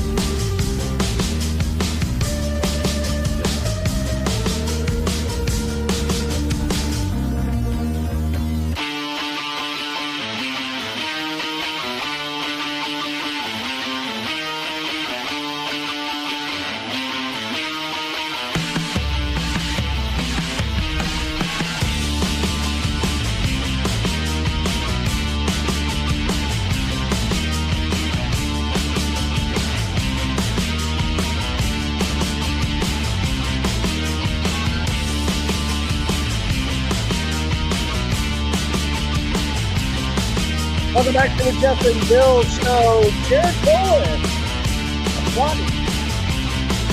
DJT for getting rid of the penny. Polls calling for this for years, saying not only is it going to save us money and help the environment as well. And I don't really know. I don't carry even cash around with me that much anymore. I'm a millennial. Everything seems to be on a card or at least heading towards my phone to use to purchase things. And then who knows, they'll be scanning my eyeball before I know. Personally, the Neuralink with Elon, so that happens. You'll just think about it. Yeah, that's not good. Oh God, I bought how many of those? Yeah, the thing for me is I feel weird if I don't have at least a little bit of cash in my pocket. Yeah, it feels odd to me, and that doesn't mean a lot. There are times that I'll walk around with like $3. That's it. But if I don't have at least a little bit of cash, it just personally, it feels like I have no money because of how I grew up. We weren't, paperless, etc. And I was too young to afford a credit card at the time. So there always was cash. And so I kind of have this really weird hardwired belief that even if it is only $1, having cash is that important. And it's dumb. It's completely irrational. But again, have you met me? That's kind of what I do sometimes. Jason in Denver texting, we should have a virtual tip jar. Hey, tip the. Yeah. I think you can do that on some of the platforms that are out there because I remember who was Trump's former attorney, Michael Cohen. Oh yeah. Michael Cohen was trying to do a live stream, but you could pay. Yeah, to put hats on them. Funny, goofy little hats on them. Yep. Man, we should. I'm willing to pay it or willing to receive money. You can put goofy little hats and mustaches, monocles on me. Dude. I will show up at for money. I will show up at your house and wear the hat. For the right amount of money, you can pick the costume. I'm just saying. Let's go to the phone lines. Jay Centennial. Good morning, Jay. You're on the Jeff and Bill Show. Morning. Hey, good morning, guys. Happy Monday to you. Same to you. And I'm a firm. I think it's a good move, and I have my reasons to share why. The penny's kind of just being obsolete, and even if you stopped it today, boom. It's going to be a decade before they eventually all just get out of here. But the only reason a penny is very relevant is because of our tax code. And instead of a 8% tax, we have an 8.1 tax.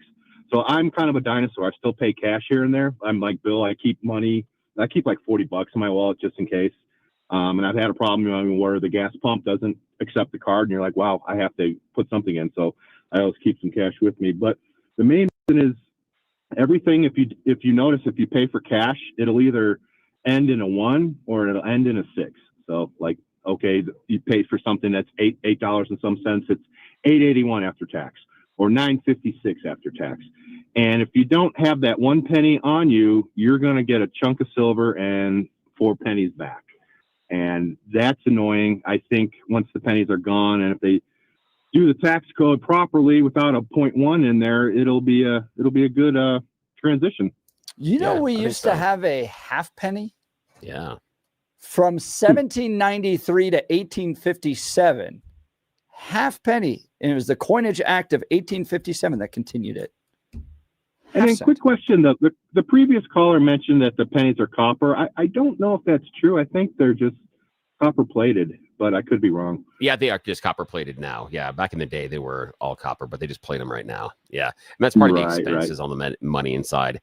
Yeah, I'm of the opinion that if it can make it easier as far as transactions and the tax code, I'm all for taking away that percentage. And I think it also, having that 1 cent allows people like you're talking about to play with the interest rate, to play with taxes, and to play with how much we are paying for an item, because we all know the game.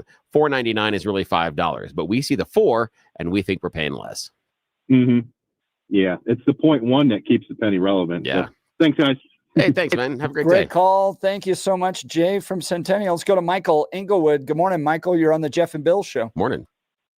Good morning, Jeff and Bill. So I have a very inconsequential discussion with you. So what frustrates me a lot these days is when I go to a restaurant, many of them put a tip on there for me of some sort, and they call it a service fee or something like that. Yeah. So I typically think about what I would have tipped them, reduce it by that amount, and tell them to tell their managers that I don't appreciate them forcing a tip on me. So this is what I'm going to do. What is your recommendation and suggestions? Ooh, that's a tough one. See, I'm okay if it's a large party. And strangely enough, I got 4 kids in the family. So sometimes we show up and we're 6 already, and maybe a couple extra adults, grandma, grandpa, stuff like that. We become an 8 top. Then I can see the forced gratuity because of the larger party. But yeah, I dislike the idea of them saying, here, we're going to roll it in already. I do appreciate them doing the math for you, however, saying, like at the leaving the tip spot open and saying, here's 15%, here's 20, here's 25, here's 30. But I think so you can do the he's the math talking easier. about some of those like back yeah. of the house fees Oh, that yeah, they absolutely. assess, Yeah, right? yeah. Like you didn't Absolutely. even, it's not even in the tip. It's just an additional tax and fee they added on. Yeah, I don't like those. Exactly. Yeah. I disagree with those because, you're not going to charge me shipping and handling or service fees since I'm already showing up at the restaurant. I don't agree with you taxing me. And I do agree that I think it's a tax on something that I'm not allowed to choose to do. The tip has always been at the purview, within some exceptions, like the larger groups, of the customer. And when you're forcing the customer into a tip structure, I completely and totally disagree with that. What I would do personally is I would back out that tip structure and say, no, take this off, take this off, take this off. And then I would roll in part of that into the tip. I would make them have to back that money out on the other end. I'm not certain that I would short other individuals. But the other part that makes me mad is, like the service charge and things for the back end of the house. You used to, when you were waiting tables, and I don't know how many people in the conversation here have waited tables, you would tip out the back of the house. There would be a percentage of the money that you made on your tips. Like if you had a bartender, you'd tip the bartender. You would give them a percentage. Sometimes it's 10, 15, 20%, depending on how much you depended on them. You'd go back and you tip the back end of the house, depending on how much, if it was a difficult party and you had to have a bus boy come over and help you out sometimes, or there was a special order inside the kitchen, then you go tip out the kitchen. That's kind of what you did in order to make sure everybody was happy. And you say, hey, thanks for making my job easier because of the extra work you put in. But forcing you as the customer to do that, no. That's the server's job. I disagree with forcing the customer into it. All right. I'm in agreement with that. Awesome. Michael, thanks, sure man. appreciate Thanks, the call. Michael. Yeah, Thanks call us so again much. sometime. Michael's line is open, 303-696-1971. That's 303-696-1971. Bill, did you hear about this shooting that took place at Main Event in Douglas County over the weekend? No, what? Dude, this was wild. I was actually talking tell with me. Douglas County over it. Here's the latest update from Douglas County Sheriff. There was an active shooter event that took place real early in the morning on Sunday at Main Event. The female suspect accused of shooting inside the business was identified as a 23-year-old woman from Denver. She was arrested on suspicion of criminal attempt, first-degree murder, and first-degree assault. They are referring the case to the 23rd Judicial District. Basically, shooting took place real early in the morning, like after midnight. They close at 2 a.m. Female shot another female in the abdomen.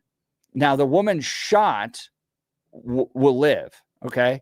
But as police responded, and they got there in less than a minute, they came upon another guy in the parking lot with a gun. Oh. And so law enforcement addressed him, told him to drop the weapon. He pointed the weapon at law enforcement. Law enforcement fired upon him, killed a guy out in the parking lot.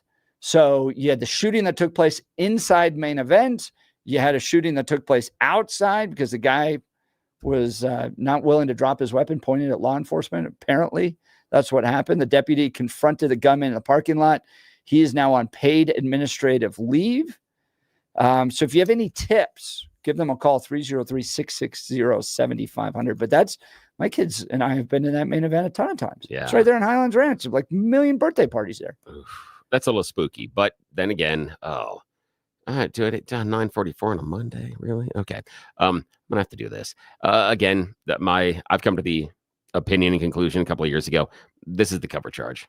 To be an American, to be partaking in our society, this is the cover charge. That every so often someone's going to walk into a space where your family could be and have a firearm and do nasty things. I think you got to conceal carry pretty much everywhere. This is going to happen. Days. But here's the idea: is how do we know that the gentleman that was in the and again, I'm using gentleman loosely, in the parking lot wasn't concealed carry, and just something else went wrong? Maybe he was too inebriated at the time, didn't understand, or didn't think that he didn't think. We don't know the situation surrounding that. But again, even the concealed carry, I'm not sold on the idea that that necessarily equals safer. Because if we did have this shooting at the main event, I'm not sold on the fact that crossfire is going to make the situation better. Yeah, that's the part that I have a hard time with. But, you know, we're the tail end of the show. So that's the time we start these things. That's what we really like to kick it off. When we All really right. get the good topics. So be safe out there. Yeah, But be safe. latest updates, they got the woman that did the initial shooting in charge, and now they're doing full investigation into everything else that happened. But main event, man. Gosh. I'm really curious about why the guy in the parking lot that doesn't seem to be involved, why he wouldn't drop the gun. But there are 100 different reasons. It could be, you know, I'm concealed carry. I shouldn't have to. I should be able to prove this to you. I should that. Could be 1,000 different reasons. And it could be illegal weapon, shouldn't have been there, was doing Act something a fool. else. Who knows? Yeah. But then again, this is what we've decided in America. We'll continue with your phone calls and texts. You're listening to the Jeff and Bill Show. This is Denver's Talk Leader News Talk 710 KNUS. At this hour, I'm Christina Owayo in Dallas, and here are your top stories. The USAID has been in the spotlight recently as Elon Musk's Department of Government Efficiency, aka DOGE, has been auditing the organization to figure out what American taxpayer dollars are being spent on and how his department can cut the waste, fraud, and overspending from the budget. Some of the payments he found are more than questionable, such as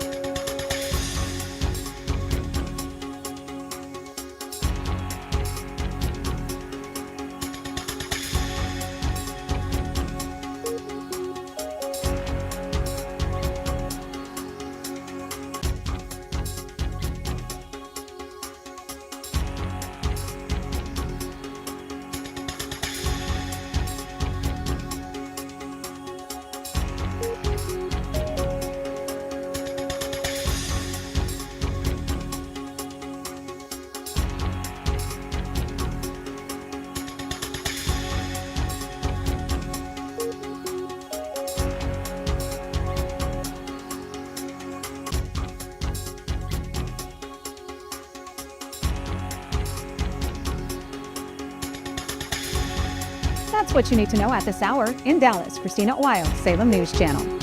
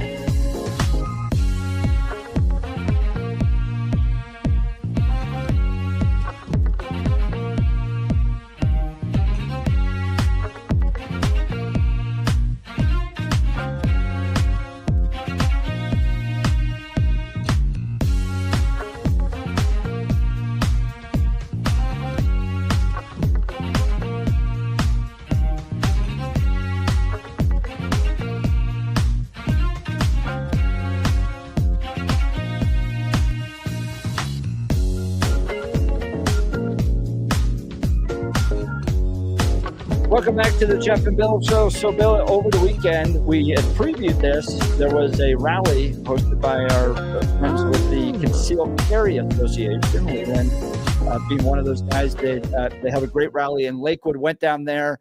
Ross Kaminsky was there. Greg Brophy, myself, all talking to folks about the importance of protecting our Second Amendment rights. And we got word during the actual rally, because our friends from RMGO were there as well, that the Senate bill that would ban pretty much anything that's a semi-automatic weapon. So your most Glocks, most handguns are semi-automatic weapons because they have a detachable magazine. They want to go after, you could drop down the magazine, and there's tons of safety issues concerned about that if you have to clear a jam too. But this Colorado Sun reporting that the bill has been delayed. It continues to get delayed amid negotiations with Jared Polis. Yeah. I don't think he wants to sign that bill and then try to run for president. No, he does not. He does not want to sign that Pennsylvania at all. out there. And he doesn't want to veto something from the Democrats either. So he's kind of caught between a rock and a hard place. And what I believe is that this is just, again, my own personal belief, that Polis is like, I am not going to give you what you want in this instance. There are times in which that we could have done this, but this bill with this language is a no. And if you continue to push it, that's fine, but you're wasting your time. That's my guess is what the conversation is. And we talked about this. We talked about it with Leland when he was here. The idea that, and Ian Escalante, we talked about Ian Escalante when he was sitting here in the studio, that they've drawn these parameters much too wide. If they would narrow target, they may get some traction, but drawing it and saying everything that has a drop mag is stupid. But, you reap what you sow. Nice job, Democrats. To you Second Amendment activists out there, you're making a difference. Keep the pressure on. Defend our God-given Second Amendment rights down there. Things could change. They could still run it through, but we'll continue to monitor all of this. You're listening to The Jeff and Bill Show. This is KNUS. Enjoy your Monday.